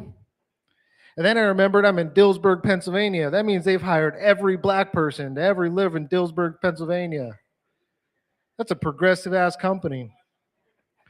After I got the job, they were like, hey, we just got to let you know that we do drug tests. And I was like, dope. What drugs are we testing? I'm going to fucking ace this test. And I came back, and they said I failed my drug test. And I was confused because they said I had THC in my system. I don't know what the fuck that is because I smoke weed. I don't know what the fuck THC is. So you got to worry about THC and fentanyl. She said no. Be careful for that THC. And I say I'm black, and I use that term loosely because I'm black the same way that Jolly Rancher, watermelon Jolly Ranchers actually taste like watermelon. All right. I'm black the same way that the guy at McDonald's is a chef. All right. I see you guys laughing over there. I see you. But I'm actually mixed. I'm half white, half black, right? My mom's white, and my dad was absent. My mom, she ended up marrying a white guy. She ended up marrying a white dude. So I grew up with two white parents my whole life. All right, things got a little weird. Things got a little awkward, especially ass whoopings. All right, report cards would come out of my house, and it'd be like a scene from Roots in my house. They're just beating my ass, giving me all types of yard work to do. Some bullshit, dude. It's like my parents found some fucking slavery loophole. Kind of fucking crazy shit is that, right? And like being half black, I don't get like the same type of racism that like real black people get, right? I get like half-ass racism, like backhanded racism, right? Like told this lady I was black one time and she's gonna go, "That's funny, you don't act black. Like you're so nice and polite." So I stole her purse. I fucking crip walked away. Is that fucking black enough for you, lady? Right, it's some bullshit. I get mistaken for being every race in the book. Right? I get mistaken for being like Middle Eastern. I can't leave my luggage anywhere. I get mistaken for being Indian. I used to get mistaken for being Mexican all the time, but not so much anymore because I'm still here.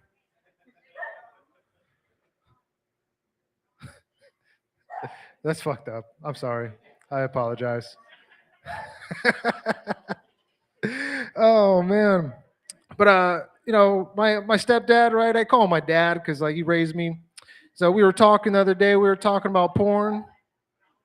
We're talking about porn. What do you guys talk to your dads about? And he was like, AJ, kids these days, I don't know how good they have it, right? When I was a kid, I used to have to steal my dad's magazines and get them back before he noticed.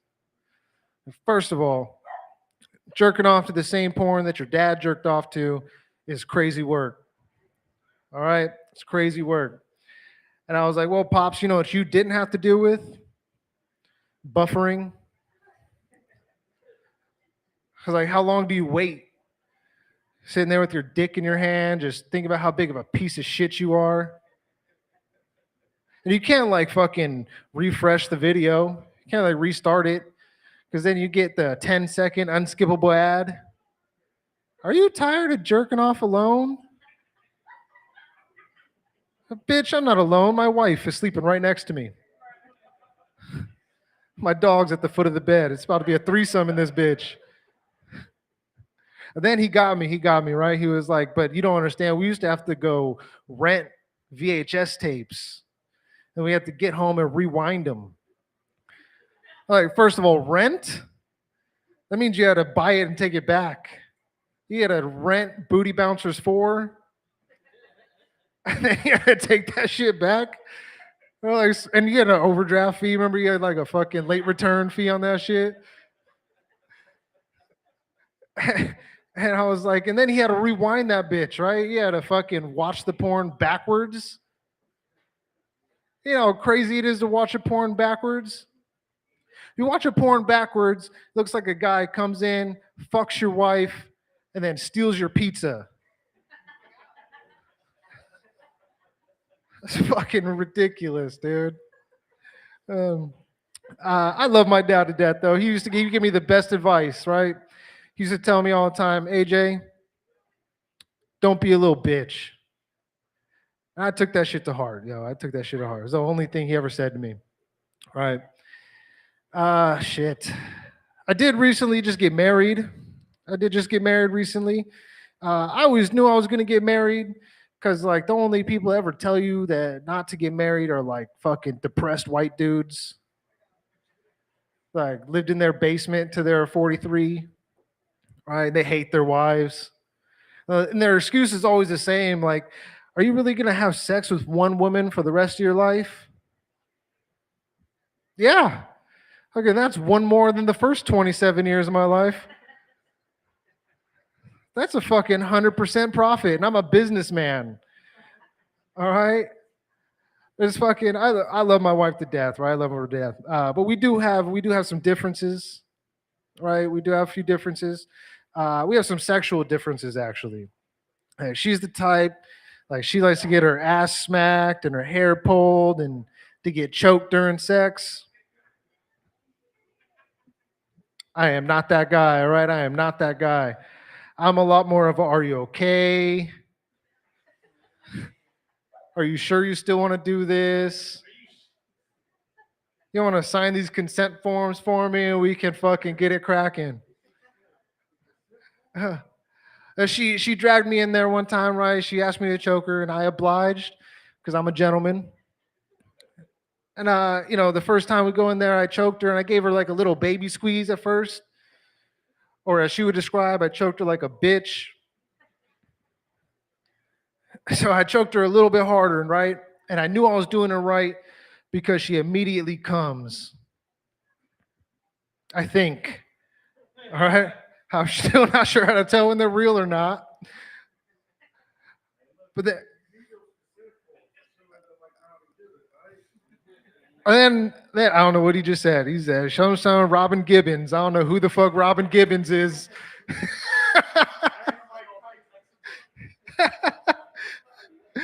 And then I knew I was doing it right because then she passes out. Now what the fuck do I do? I've seen way too many Netflix documentaries. I know they're not gonna believe she asked for it, right? They're not gonna believe that shit. So I had her fucking legs up, trying to get the blood rushing back to her head. I was doing fucking first aid on my girl. And she finally wakes up, and I'm so relieved. I'm like, thank God she's awake. And she's just more concerned with what she's doing in the trunk of my car.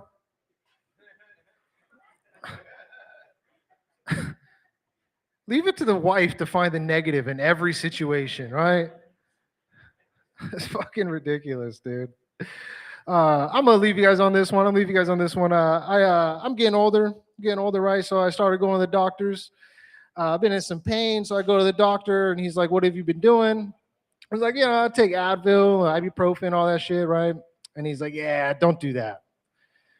And I was like, "I've been like trying to eat healthy, trying to, watch what I eat." And he's like, "Yeah, don't do that."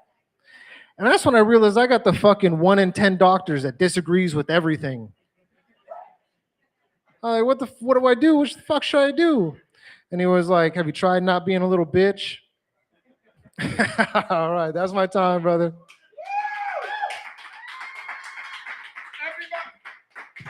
AJ Briones, everybody! AJ, I totally feel you. I get blamed for everything and then some with my wife. I just recently got married 2 years ago as well. When did you get married? 6 months ago. 6 months ago. Yep. Let's get a round of applause. Come on. Congratulations. True love's still real. We get a clap for that. Did you hear the Japanese have this invention now where you could watch your dreams? Oh, that makes me so nervous with my wife. She's going to watch her dreams, and I'm going to get in trouble for some shit I didn't even do. She's like, let's go back to the tape. This was you.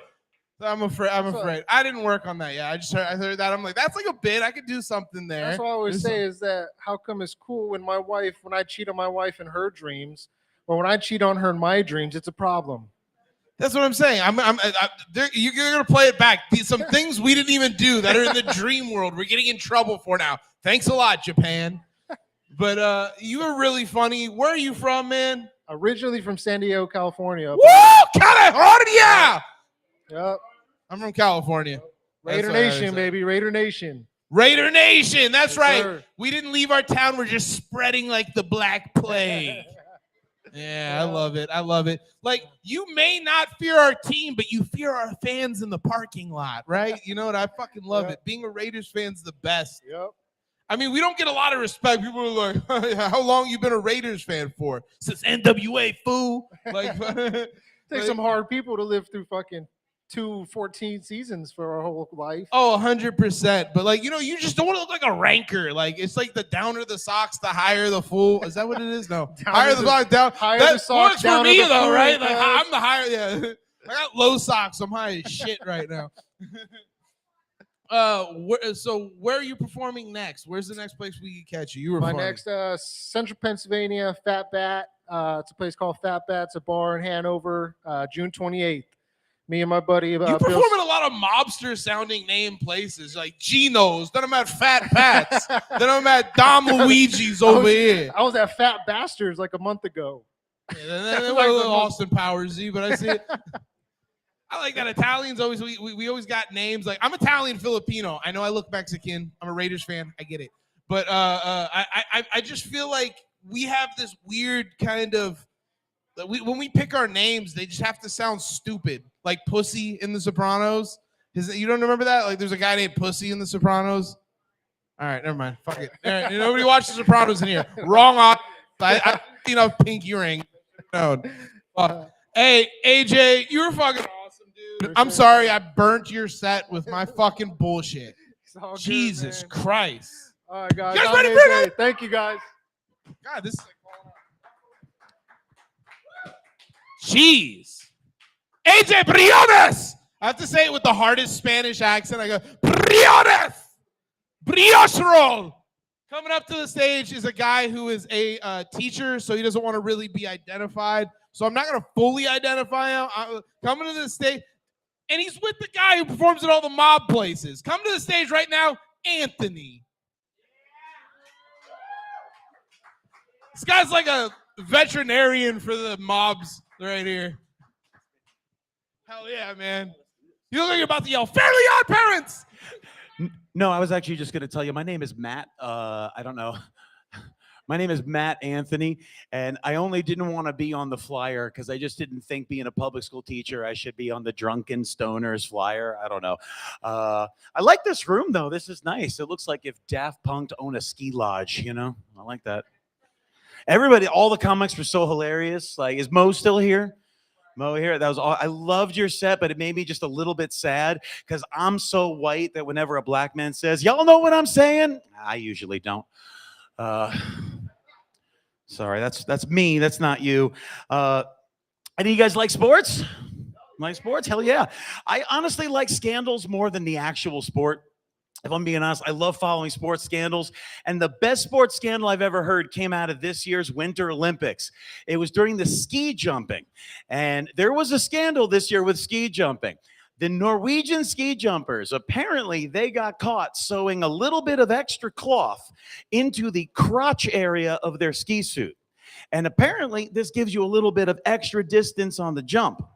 But then they went even further. They got caught again, directly injecting themselves in that area to make it bigger and thicker, to give themselves more distance on the jump. Apparently 1 centimeter of extra cloth is enough to give you 15 additional meters on the jump. And if all of that is true, I'm wondering, how come Nigeria isn't dominating that sport? Right? Norway. It should be Nigeria, Kenya, Jamaica, China at the bottom, right? I feel like they should be announcing the winners. Like in third place is Italy. Second place is Norway. First place will be Nigeria whenever they land. They were last spotted off the coast of Sicily. I don't think I would do well ski jumping because I'm really, really hairy. Like, I feel like very confidently I can say that anywhere in the bar you can see my knuckle hair from wherever you are. I'm the only person I know that it can say I've closed my knuckle hair in a car door before. I think I'm probably the only person in this room that knows what it feels like to give someone a fist bump and have them go, ew. Yeah, it even affects my job. Like he said, I'm a public school teacher. I've been teaching for 20 years. And one time I was covering a first grade class and I'm reading to the kids. And while I'm reading to the kids, one of the kids kind of came up next to me to see the book. And while she's there, she just started gently petting my left arm. Yeah. And I was like, hey, what are you doing? And she said, you're like a kitten. Yeah. So I went and scratched her in the face. Yeah. Now she knows, you go with the grain. My wife knows that. My wife knows that. She does this thing that I absolutely love. We'll be watching TV and she'll stick her hand through the sleeve of my shirt and start like gently scratching my chest hair. It's the best. I don't like it as much when her dad does it. I don't know. I guess that's how they do Thanksgiving. Everybody's different.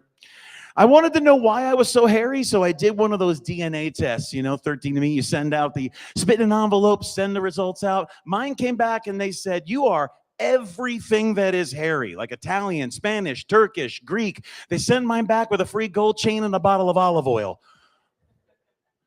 You are fucking swarthy. That's what it said in the description. So I am like I said, I'm a teacher. I've been teaching middle school band and music. Anybody do band when you were in school? Anybody? Yeah. Yeah. What did you play? What's your instrument? Saxophone, God's instrument. Yes, I say that because I am a saxophone player myself. That is fair. I also like putting wood in my mouth. It's great. Yeah. We're good at blowing and licking. That's awesome. I love my job because I just feel like it gives me advantages over some of the other subject areas. Like I get to do things that some of the other teachers don't get to do. Like I get music all day long and I'm the one that picks it. It's phenomenal. Kids don't act up in my class because, they choose to be there. What else? I'm the only teacher in the building that could tell an entire classroom full of kids to finger the a-hole and not get fired. That's pretty cool. Not even the health teacher can do that one. Every clarinet player in my section knows that without proper lubrication and fingering, you will get a squeaky a-hole.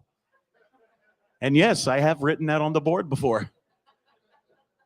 Oh my gosh, yeah. The worst part about my job is when kids will date within the same section, right? Flute player, trumpet player. I call them homosexuals. It is unnatural, okay? Homosexuals are very unnatural. I feel like it says in the Bible, marriage is between two different instruments, John Williams 3:16. Oh, you chuckle, good, you got it, awesome. You'd be surprised, that one doesn't do well everywhere. I had a friend of mine who's a little bit more MAGA leaning, right? And he posted something on Facebook and it said something to the effect, and I'm summing up here, but it said something to the effect of, if you want to protect our schools, you want to protect our teachers, you want to protect students, then you need to give our teachers guns. Arm our teachers. Let me tell you a little story real quick. I have to teach general music, and I do a unit 2 weeks out of every semester. And during that 2 weeks, I teach pianos. And we have to use these little Yamaha piano keyboards. They're about 2 octaves. And every keyboard has a demo button on it. And when you push that demo button, it plays Livin' La Vida Loca. 30 keyboards, 45 times a class, 6 classes a day. Now imagine that there's a gun in my desk. Yeah. I mean, I'm not going to shoot a kid, but I'll take the clip out and push that fucking button again. I swear, push it again.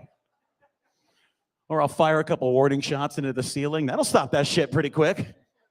But no, you can't give teachers guns. The ceiling repair alone would cost millions. And I have 3 kids of my own. I love being a dad. It's pretty fantastic. I have 3 daughters, and they are 8, 5, and 2. It's another way of saying I have seen K-pop Demon Hunters every fucking day since it came out. I don't have a joke for that. I just want you to know why. I'm probably going to go home tonight and kill my whole family. Well, the kids' TV stuff is like completely changing me in the way I see things. Like, even if it's something I love.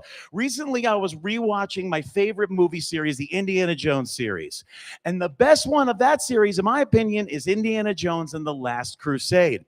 If you don't know this one, this is the one where he's bouncing all over the world trying to solve Jesus puzzles in order to find a cup. And I can't take it seriously anymore. The kids' TV stuff has ruined me. I'm just waiting. Every time he solves a puzzle, I'm waiting for a guy in a blue striped shirt to pop out and go, "Yay, you just solved Jews' clues." All right, do I have any more time left? Okay, I do one more? One more. All right. I got to tell you about my 2-year-old. She's a maniac. Like, she always gets me in trouble. I was taking my 2 older girls to dance, and I have my 2-year-old in the lobby with me. And we're in the lobbies full of dance moms and grandmas and girls and tutus and stuff like that. And she was all the way across the room from me, and she turned and she looks at me from all the way across the way, and she flashed me $1 million smile, ear to ear. And then she opened up her arms and she started running towards me. And I was like, this is amazing. I'm opened up for the hug. This is so cute. And right when she got up close to me, she punched me full force in the dick. Yeah, knocked the wind out of me. And everybody saw. So now everyone's looking at me. And I was like, no, you can't touch me there. You can't touch daddy there. That is a no-no spot. We don't touch a man there. No, no, no, no. And she said, sorry, daddy. And before I could stop it, she leaned forward and kissed the boo-boo. Yeah. I do this in my spare time. I have never felt that many eyes on me before. But it's okay, because there was a woman in the room who was going to make it all better, okay? She was a young grandma, maybe like 59, something like that. And I feel like she reacted appropriately. She started laughing her ass off. And when she finally caught her breath, she just shouted out loud for everybody to hear. Why, kids do the funniest things, don't they? Why, last week, my grandson, he closed my titty in the sliding door. Well, good news. No one's looking at me anymore. Everyone's looking at her chest, trying to figure out, okay, which one do you think took the hit? All right, that's it. My name's Matt Anthony. Thank you guys so much. I'm actually relieved there's people like you taking care of the children these days. They let me work around kids. Isn't that fucking wild? But you like The Last Crusade is your favorite Indiana Jones? Oh, by far. Sean Connery puts it over the edge. Oh, I like Temple of Doom, dude. Junior. Oh my God. I like the Jehovah half spoke with an squad. eye, Like, Junior. okay, no, Mr. Jones, I need this. Oh, you like the most racist one in the whole series. Okay, cool. It's like the best one, dude. Like, that's like, let's hate everyone as from somebody Asia who's for half all Filipino, different reasons. we don't have any Asians. Look, the Asian girl's in laughing. I love it. movies. This is great. Look, it's Short Round Sister. How we doing? I'm sorry. Go ahead. Bro, so you were talking to me about something your school does outside. I think you called it Sexy Students Day. What? No, I was not. That was definitely not me. Oh, okay. Yeah, that's definitely 100% not me. You did. You want to didn't go say on there was, like, record this if thing any of my where school board you all happens go to be here. swimming together or something? No. I threw a shoe at a kid one time, but definitely haven't fucked anybody. No, that's definitely not been a thing. That's an offstage thing. We'll talk about that. You are not going to get a teacher to admit to doing something horrible with kids. That's not going to happen. Not admit it, but you kind of did right there. No. Where can we find you on social media? You can look me up on Matt Anthony Comedy on Instagram. You guys, he's been such a good sport. Really freaking funny. Thanks, man. You roll. Give it up for the Drunken Stoner, everybody. He told me, Fucking he's like, rules. don't say my whole name. I don't want people to know I did the Drunken Stoner comedy show. I'm like, that's really fucked up. He's like, no, I'm a teacher, though. I'm like, that's really fucked up, dude. Like, it's like both those things are illegal. This isn't like the Meth Cowboy show. That's the next show we're doing after this. So coming to the stage is a man who looks like Andy Dick after like 5 hours in Pennsylvania. Coming to the stage right now, my man, Brendan Royce. And remember, Andy Dick, Pennsylvania. All right.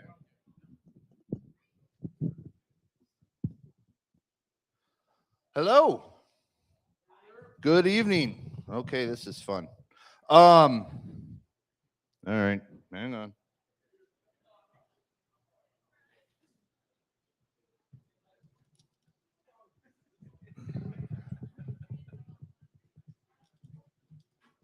And I've been Brandon Royce. Thank you for your time. That was.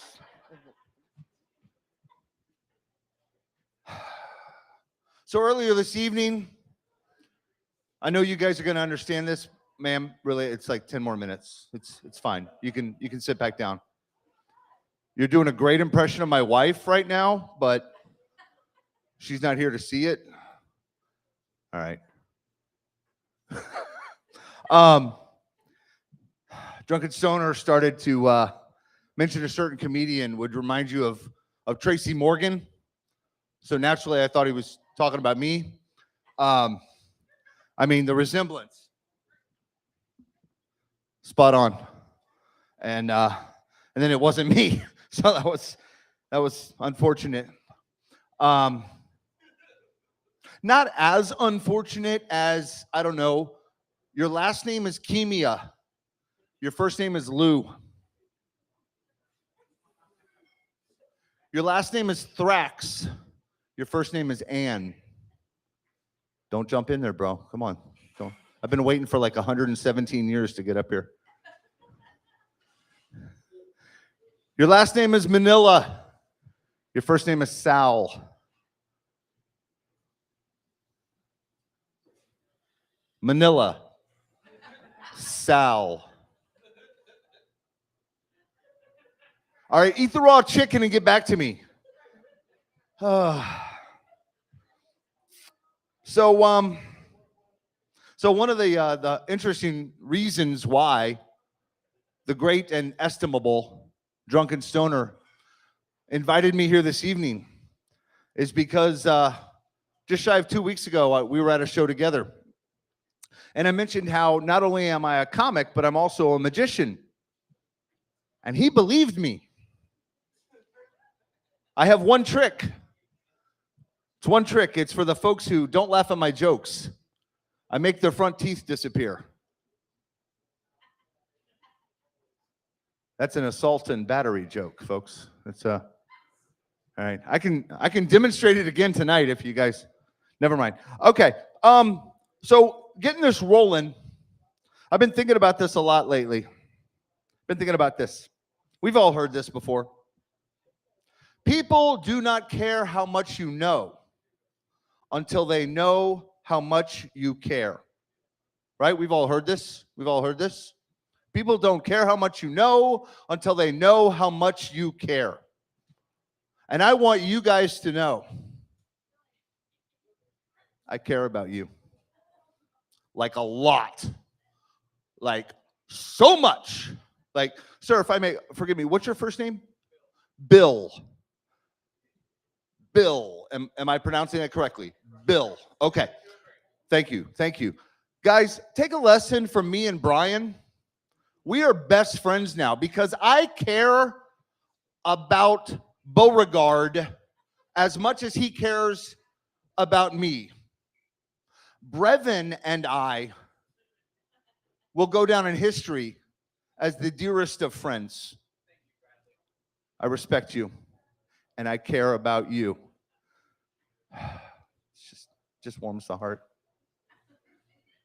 Maya Angelou is quoted, is famous anyway, as, I don't know, she wrote poetry or something, but what she did do, she said, people will not remember what you said, but they'll never forget how you made them feel.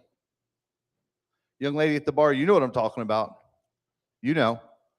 Nobody will remember what you said, but they will remember. They'll never forget how you made them feel. With that in mind, young bartender friend lady, we met earlier tonight. We were both bartenders, or you are, I was. What is your first name? Lauren. Lauren. Am I pronouncing it correct? Lauren. I would never do that. I am never going to forget your name, Lauren. Yes, ma'am. Absolutely. I want you to feel as special as I feel being in front of you. Guys, take a note. Take a page out of the book of Brandon and his new friend, Larissa. All right? Because we feel good about each other because we're just here to enjoy the night. Right? Lorraine and I, we feel good. We feel good. And the beautiful part about yes, ma'am, the beautiful part about this is if you feel good enough, you won't remember anything I've said. So I can do this exact same act next time, and it'll be no, is that not how it works? Oh, all right. All right, I'll work on that. I made a joke. Hopefully you guys know I was joking. People believe me because I'm so sincere. But I really should not remind you of Tracy Morgan, okay? Because of the melanin thing. And I know common nomenclature, I'm white, that person would be, but I don't like saying that. I would never say that. See, that's just too far. That's too much. It's 2026. We got to get beyond that. We got to be better. We got to be better. So what I say, Pwababtaya. You, sir, are a Pwababtaya. You're a person who is better at basketball than I am.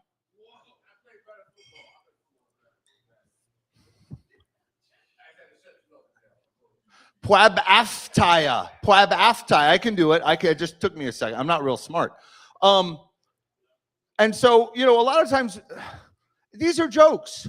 They're jokes.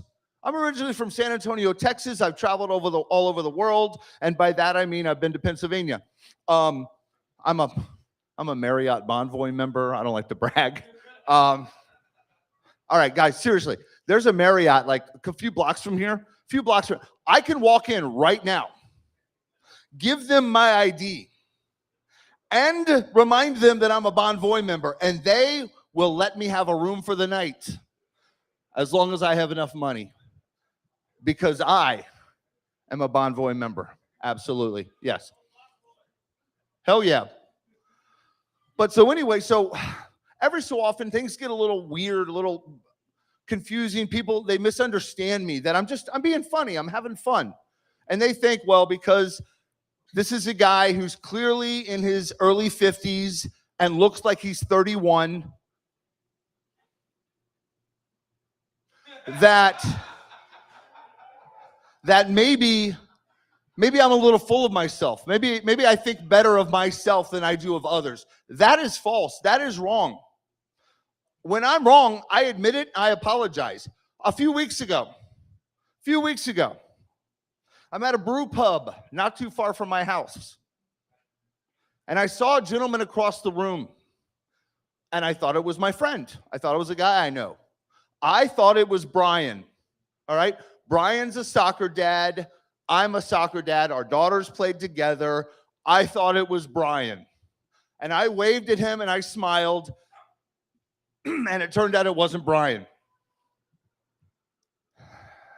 This gentleman and Brian are both Pwababtaya. They have more melanin than I do. So I felt bad. I'm like, I don't want this to be one of those weird things. So I went up to him and I apologized. I said, listen, sir, I'm sorry. You look like a friend of mine. But in my defense, you guys all look alike, right? Right? No. Well, no, seriously, because like Shaquille O'Neal, Kevin Hart, who can tell the difference? Right? I mean, it's uncanny, the resemblance. And so he got a smile on his face, and I'm like, oh, we're cool. And he stepped up and stared me directly in the eyes. And that's when he paused and he said, "Take my wife's name out your effing mouth." Holy crap, I didn't know Will Smith was there too, but I know I'm not Chris Rock. You know what I mean? It was crazy. Anyway, so I said, listen, I apologize, Morgan Freeman. It will never happen again. And 3.5 days later, my wife checked me out of the hospital with post-concussive syndrome.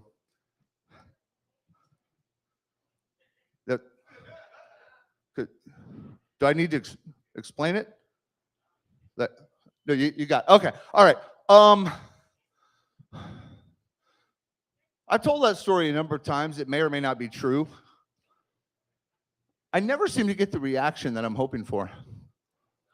But it's okay, because I got an 1.5-hour drive back home to Lancaster County, Pennsylvania, and I do live among the Amish, and I will think about this, but I feel good, so I won't remember what I said.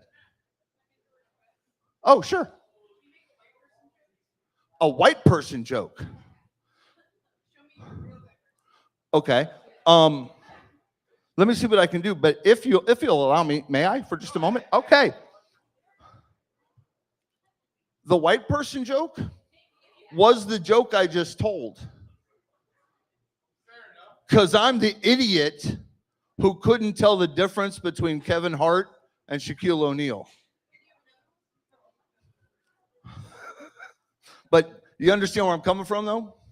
Okay, because Lauren, You're putting Brandon in an odd spot it's here. not. Yeah, The man has orthopedic Vans on right now. We can't tell him to make a white they're joke. very comfortable. He's done his whitest impression yet. You But- look like the guy who knows a recipe to make a bomb. I know a guy who knows a guy who has a recipe. Oh, I know. You're from San Antonio, Totally moving different. to Pennsylvania. You're like, this is the triangle I stay beneath. I like I it, dude. married a Pennsylvania girl. Ergo, I am now a Pennsylvania boy. He's still a Texas man. You better believe a Texas man. I like that. Yeah, I like that. You don't want to say you're a boy. It's off-putting with the glasses. I'm a boy. My boyish charm. Well, let's just add more fuel to this fire because my favorite team are the Cowboys. There we go. That was a little slow. He I walks expected into better. a room full of clear Marylanders like, I love football, and I will pronounce my love for the biggest team you guys hate. I can get back on somebody's good side real quick. Yes. My high school teammate was Priest Holmes. Priest Holmes. He Baltimore definitely- Raven running back before he went to the Chiefs, won a Super Bowl ring. Definitely got an athlete's name, Priest Holmes. Priest Holmes? Yes, he did, sir. 2004. He went to the Super Bowl. He didn't win. The Ravens are two-time Super Bowl champions, and their first Super Bowl championship, Priest Holmes was one of the running backs. Yes, sir. Yes, sir. Yes, sir. Well, you guys, I think he's right. I'll give this to Brandon right here. You guys, can we get a huge round of applause for Brandon? He came out here so far. Brandon Royce. We needed that diversity today. You were the diversity today. I really loved it. Mo, you find it yet? You looking it up? Okay. Yeah. Priest Holmes, undrafted out of the University of Meantime, Texas. where can they find you on social media? _Brandon_Royce on Instagram and TikTok. And then I think it's _Brandon.Royce on Facebook. So if you guys want to follow him on social media, these are the names you look for. Dots and underscores with Brandon Royce. There you go. Try the combinations because you'll probably find him. If not, what is your Tinder? Because I know everybody here is looking to get with you. Idiot, stupid, unfunny white boy is probably the best description. No, that's maybe. mine. That Middle was. age. That's Oh no, I'm mine. not supposed to say white man. Whiteman. Lauren. Whiteman. Whiteman. Saying man sounds a little bit. I say min. I like that. Like, it just sounds like that. You did win a Super Bowl. All right, cool. We can end this now, dude. Huge round of applause for Brandon Royce. Thank you so much for coming out. Also, it's only an hour and 45 minutes one way to Annville, Pennsylvania, south of Lebanon, Friday night at Snitz Creek Brewery. Snitz Creek Brewery. If you guys are in the area, make sure to check Brandon out. I swear to God, this dude is one of the. I really love this dude's comedy. He doesn't mind who is listening. He has what he's gonna say. He's gonna say it, right? Come to the stage right now. Hey, okay. Love you, brother. Can't call him brother. It just sounded racist. Love you, brother. Coming to the stage right now. Somebody I didn't know was gonna be here, but we're gonna end this off. And we'll call you the headliner. They run shows out here in Baltimore as well. I'm excited to see this performance right now. Coming to the stage right now, Damo Kane! I do the WWE for you. You know what I'm talking about. You got it. What's going on, y'all? What's going on, y'all? First things first, I need y'all to make some noise for y'all hosts. Make some noise for y'all hosts, please, please, please, please, please. I see your ass. Don't act like I don't see you, bitch. You better clap when I say this again, all right? I want some participation. It's only a few of us in here, all right? All right. Geno's, can I get a hell yeah? Geno's, can I get a hell yeah? Hell yeah, I like that energy. I like that. I needed that energy tonight. You know what I'm saying? Because I'm not from here. You know what I'm saying? Like, and I thought that like the East Coast love bald-headed black girls. You know what I'm saying? For real, you don't think? All right. If I'm lying, finish the song. Who's that girl? Eve's that girl. You see what I'm saying? When I stepped out into these streets, I was like, and all I heard was a remix. All the people on the street was like, is it a girl? I don't know. I don't know. And I had to validate that. You know what I'm saying? You know how hard that was? I had to like put on my big girl voice like, I'm a girl, vagina and vulva. You know what I'm saying? It's crazy. It's crazy. Like people act like I wasn't black. I'm not black too. You know what I'm saying? Like, did we forget? Like I was born black. You know what I'm saying? And I know because I was born regular, head first. You know what I'm saying? I came out black. You know what I'm saying? Then the vagina, pow. You know what I'm saying? I was black, then a woman, and then 18 years later, I ate a little pussy. You know what I'm saying? It's levels to the struggle. That's all I'm saying. It's levels to the struggle. Respect that shit. You know what I'm saying? It's already hard enough out here being a lesbian. You know what I'm saying? For real, man. I met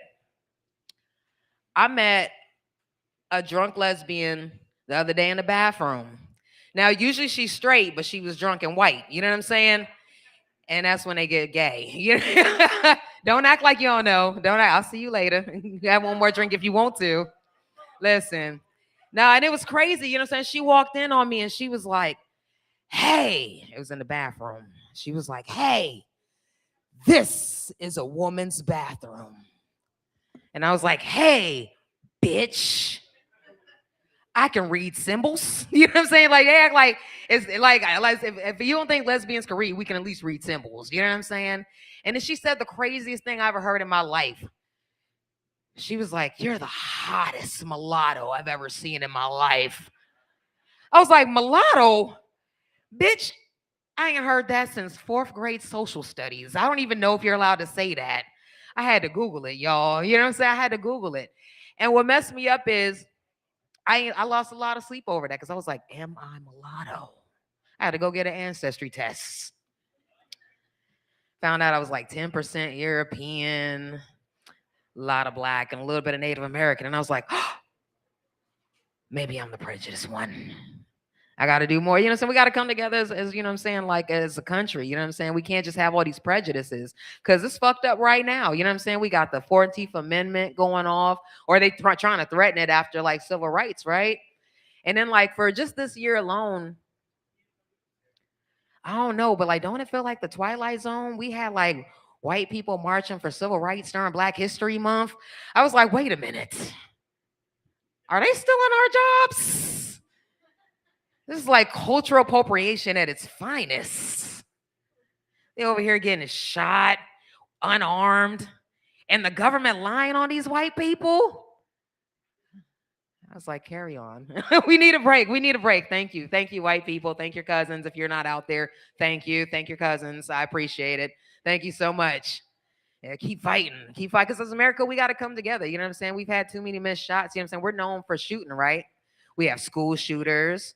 We're best at war sometimes. You know what I'm saying?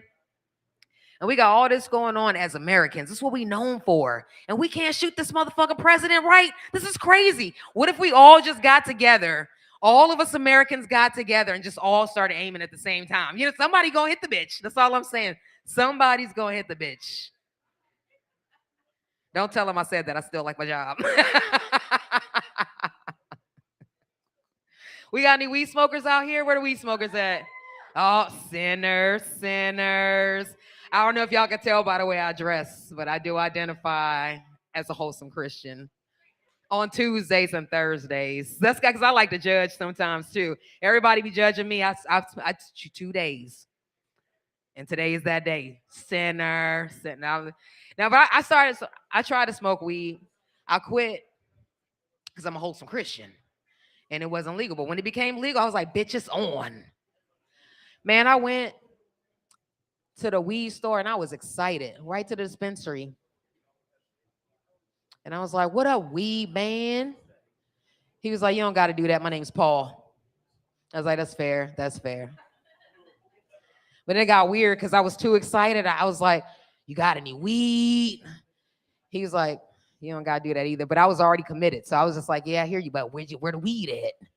So he was like, we got options. You want sativa or indica? And I was like, I ain't know that. Back in the day, 20 years ago, you just got a fat sack of weed. Fat sack of weed. I could share with everybody in here and still walk out with some weed. But now this new shit, I took some sativa because the sativa keep me up. You ever killed the shower game, y'all? Because I know y'all smoke. Y'all ever killed the shower game?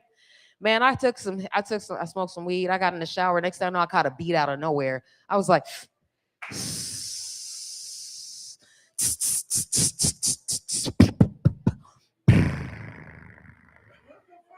you don't wash your butt like that? Y'all don't wash your butt like that? You don't wash your butt like that, ma'am. You don't like getting your ass ate. That's what that. Don't eat her ass, y'all. She don't wash her butt like that. Because that wasn't a high thing. That was just freaky shit. I'm not judging. I'm not judging. She said, I didn't say that. I just didn't want to tell my business. No, but I got out the shower and I'm drying off. And I'm like, babe, why you turn the music off? She was like, what music? And I was like, oh, Paul laced me. I got to go back and talk to this nigga. But I'm not confrontational. I was just like, hey, Paul, that sativa didn't work for me. Can I get a little bit of that indica? Because indica mellows you out. So I smoked that shit. Took the shower first because I ain't no dummy. Next thing I know, that shit mellowed me out too much. I was stuck on stupid watching porn for 3 hours straight, y'all.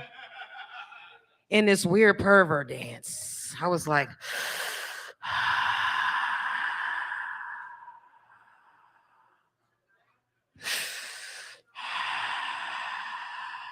don't lose eye contact. Fuck that. Look at me. And after 3 hours and 5 minutes, my high mind was like, bitch, you should jack off. So I pulled my dick out from the drawer. I don't know how else y'all expected that to happen. I really don't. I don't. And I put on my best lube and I went to town. Drunken Stoner, we here, right? We both from Cali. Don't lose eye contact. I need you. You ready? I put on my best lube and I was like, squicker, squicker, squicker, squicker, squicker, squicker, squicker. And I was like, I don't think this is working. I need better motivation, no offense. I was like, maybe if I spread my legs, clench my butt cheek, and hit it with a long stroke, I can do it. Look at me. You. Yes, you can. I promise I won't finish. Look at me. Yeah. You ready?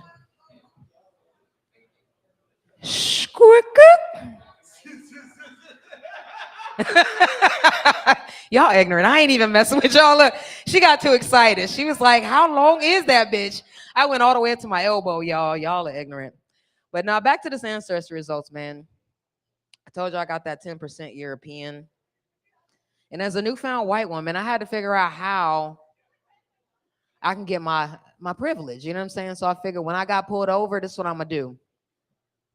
I had it planned out because I know what I look like. So when they pulled me over,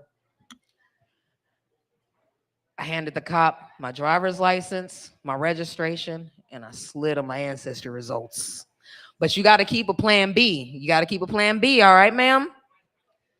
That's when it got awkward because now the police officer looking at me, he looking at my driver's license. He looked at me again and he was like, man, you can put your shirt down now. And I was like, my bad, because I didn't know if you recognized me as a full white woman because I don't got enough titty meats. I don't. It's it's just a little bit of mosquito bite and long grandfather nipple. Now, the only reason why I'm wearing a bra tonight is because it's cold out here and I don't want to offend nobody. If I let that bitch out, it smack her right in her forehead. You know what I'm saying? She wouldn't even be able to see it, just be nipple sweat all in her eyes and shit. I don't want to be a part of the Me Too movement. I'm not about that life.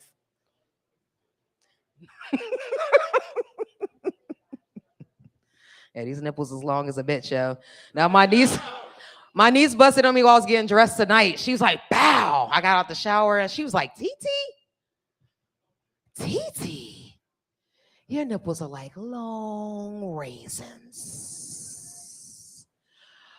Reaching for that. And that's when I had to kick her ass because what she wasn't about to do was ruin my self-esteem before I came up here for y'all tonight.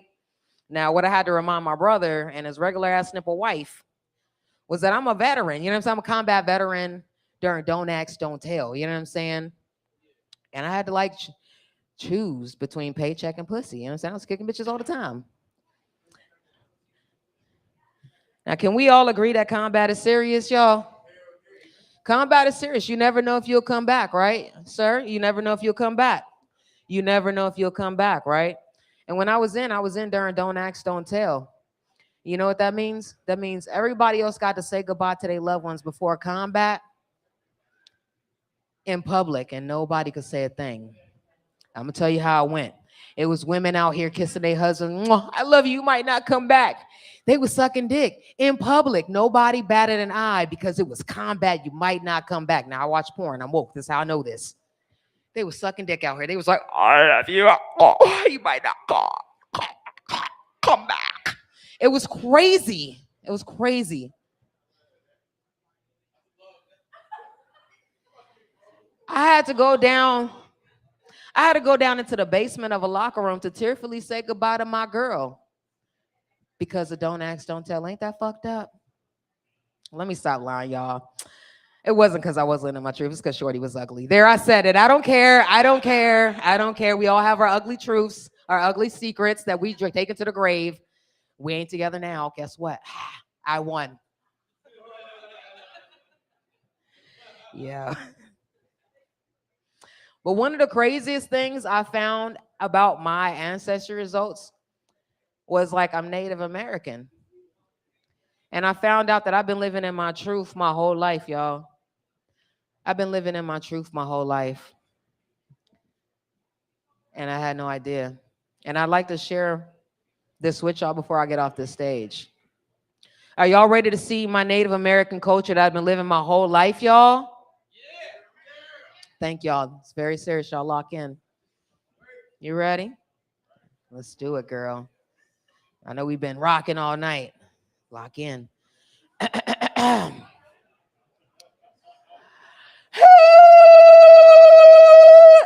You racist motherfuckers. I was trying to share my culture with y'all, and that's all y'all do. It's all right. Y'all are ignorant sinners. And I am Damo Can, y'all. Thank y'all so much, y'all, for y'all time. Thank y'all so much. Damo, I loved it. You locked eyes with Lisa right here, and I saw the love and friction in the air. It was amazing. Really? Well, where are you originally from? I'm originally from Cali, man. You from Cali too? Yo, Cali in the house again. Woo, woo, woo. LA and promoting, LA, baby. Hey, that's you know right. It. You know I it. got family from the 12th Street Sharks. I know Oh what's up. shit! You know Oh shit! I mean? Hey, I'm from Ghost Town, baby. You already know. Hey, hell yeah, man. They get down too. I gotta say that was a really funny set, everybody. Where can they find you? Hey, y'all follow me on Can Do. That's the Can Do is in I Can Do All Things Through Christ with 2 N's. CANNDO _ENT. And that's how I get my ladies too, in case y'all wondering. Lock in again. Damo can do all things through Christ. All right, okay, that's it. All right. Damo leaving here with some ass tonight. God damn. I love Damo. I love all of you in the audience. Now we're gonna get the comedians to come to the stage. We're gonna do a picture, and we're gonna get the rapper right here up here, B&B King, to send us off and say good night, Baltimore. Coming to the stage right now, B&B King and all the comedians. Let's get a round of applause. Come on, come on. We gotta drive home. Come on, get the alcohol, shake it out of your system. I get back to Ocean City, man. If I don't get a DUI tonight, goddamn. Come on, come on. Can you do a picture of us? Oh, okay. So should I? Yeah. Let's get your rap going. Hey, should I get The out? music, the sound's already up, so you can just play it. Oh, okay. He's gonna be rapping in the background while the picture's going. You could be in any spot. So I'm just saying, like this joint, one of these joints I'm gonna close with. I'm gonna get mine. I'm gonna get mine has not been released yet, but it's gonna be on my upcoming album. So, yes, indeed, I'm going to drop an album this coming June entitled The Third. We're going to get this picture, and then I'm going to go ahead and close out what I'm going to get mine. So when I point at y'all, all I need y'all to say is, I'm going to get mine. For real. 3, 2, 1. I was born ready, sir. I love me some me.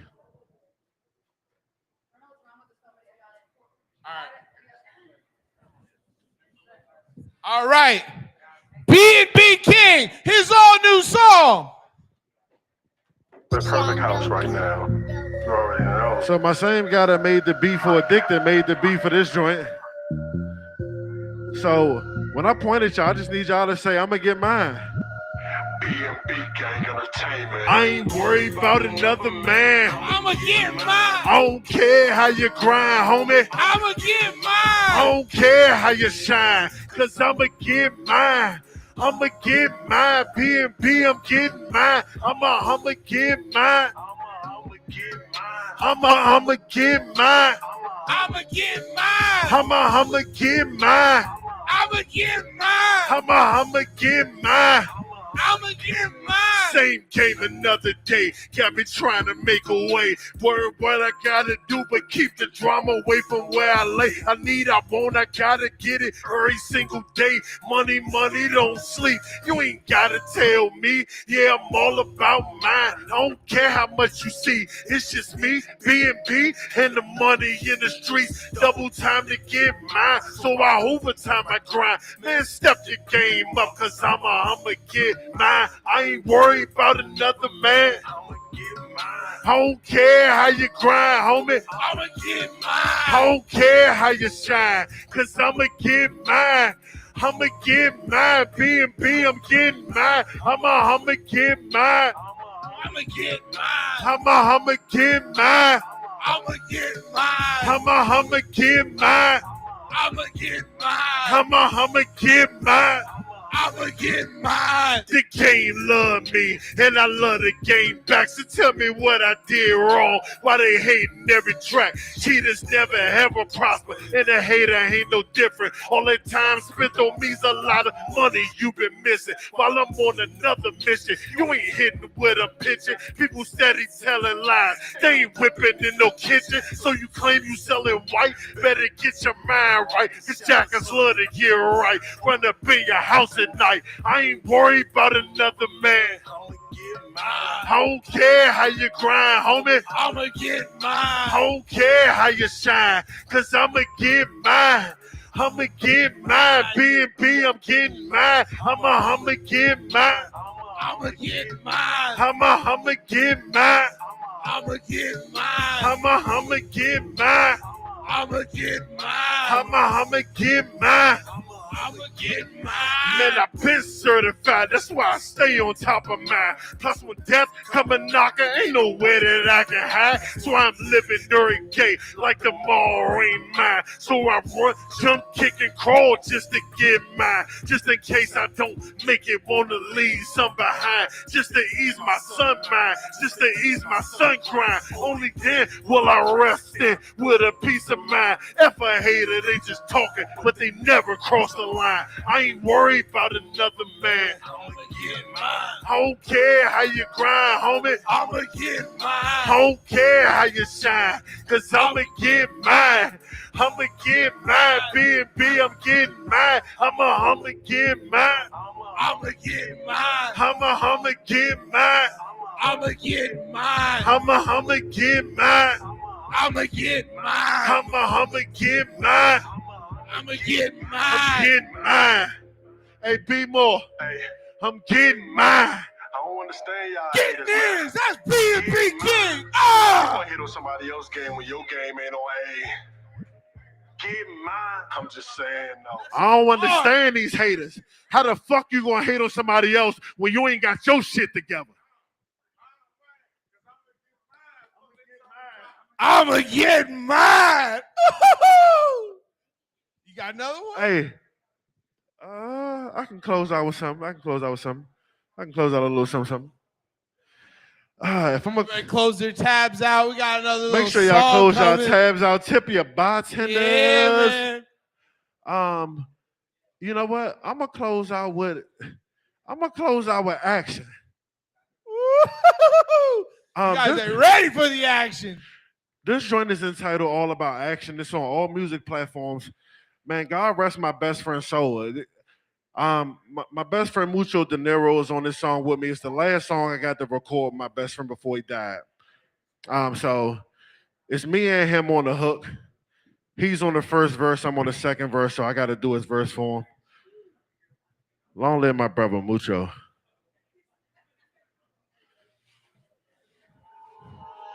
All About Action is on all your platforms too.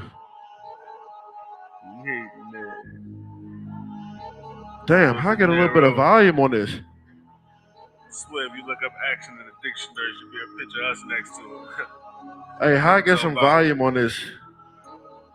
Originators that I ain't trying to fuck nothing up. I need some volume. And that is from the Action, action, action, action, action, action, action, action. They all talk, but no action, action, action, action. Lights, camera, action, action, action, action. I'm all about that action, action, action, action. I'm all about that. Hey, I'm all about that. Hey, I'm all about that. Hey, I'm all about that. Hey, Mucho Dinero, que pasa, muchacho? Long live my right-hand man, Mucho. Live in 3D when I be in action. You won't see me unless I'm seeing action. You ain't seen me till you see me in action. Mask up everything and leave a mattress. Caught the nigga sleeping, he ain't see it happening. Quarterbackery when I receive a package. Unrack it, re-rack it, call it trapping magic. Abracadabra, you can buy a mansion. Mucho dinero, hustling with no specifics. Limitless with my gimmicks, more flips and moves in the gymnast. You talking and can't walk it. You ain't flying like no furry. Only time I won't walk it is when my casket getting curried. She say she love me, she can't back it up, so she don't mean it. And I don't say it back, I tell her Mucho speak no English. Their Guapanese is fluent, booming each and every way. If you don't speak it, then I don't know what you trying to say. Action, action, action, action. They all talk, but no action, action.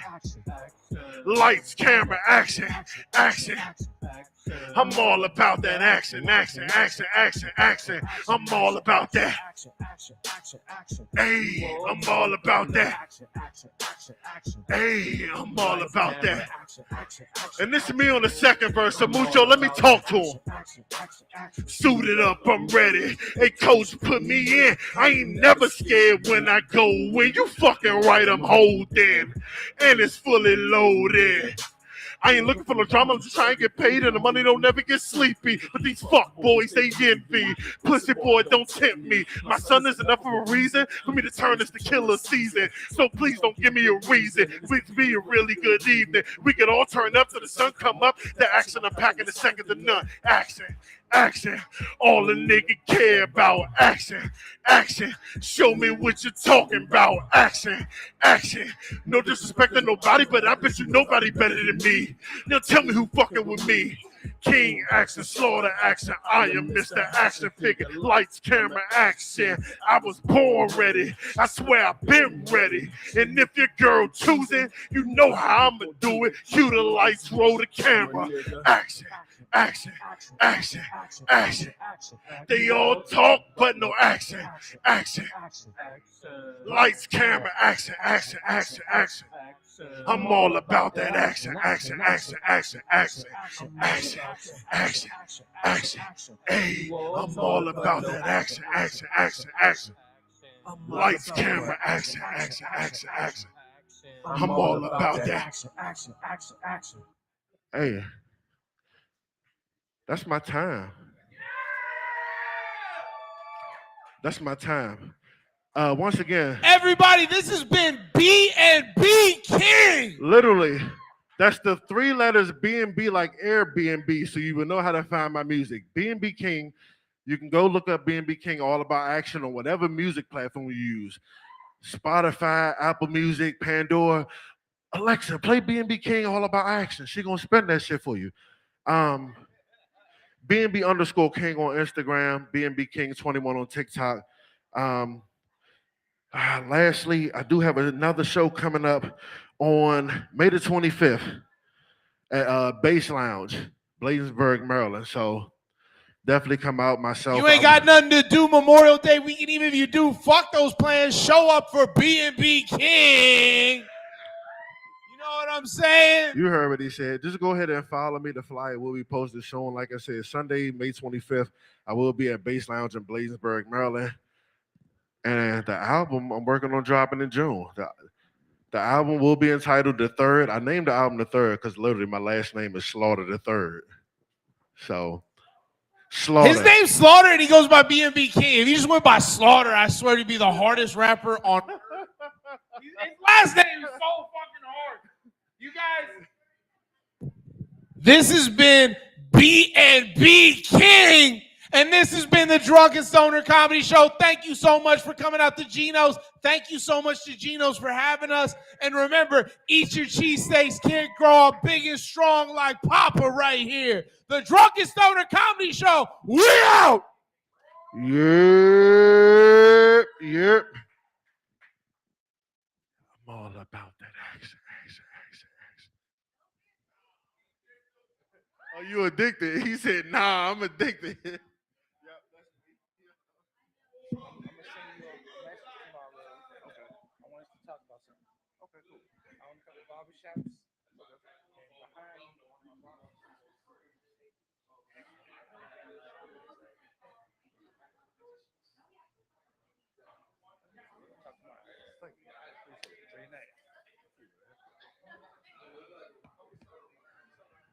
Lights, camera, action. You go before my show? Yeah. Of course you will. We'll be here at 26. What are you doing at 26? Coming out. Follow me on Instagram and message me and say we had this conversation right now so I remember because I do drink quite a bit. He said, I do drink quite a bit. You know, the Drunken Stoner. We have had some. Bro, hey, Ocean City, mushrooms and Gatorade bottles of tequila. That was lit tequila. We almost had to whoop some ass that night. To no fault of his own. We almost had to whoop some ass. I swear to God. Make sure you tip our bartenders. If you ain't got one of these cheesesteaks yet, like, look, I got one to go and took like 2 bites of this joint. And I was like, Slim, I wanted to just go in on this cheesesteak, guy. This joint is scrumptious. Like,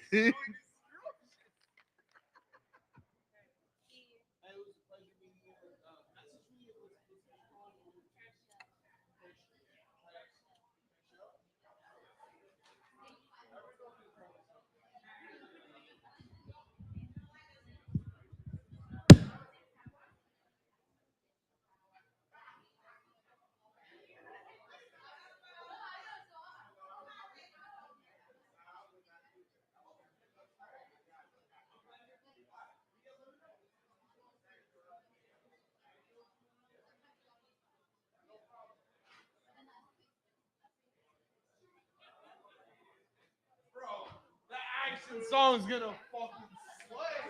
The lyrics on that were insane. What you do with your fucking whole wordplay on that was insane. The cadence is gnarly. it's crazy because like I decided to do action night because I did quite a few people. Women in particular tell me like, yo, like, why don't you go for action? Nah, I ain't fuck with that song. And I'm like, hold on. Oh, hold on. I gotta get my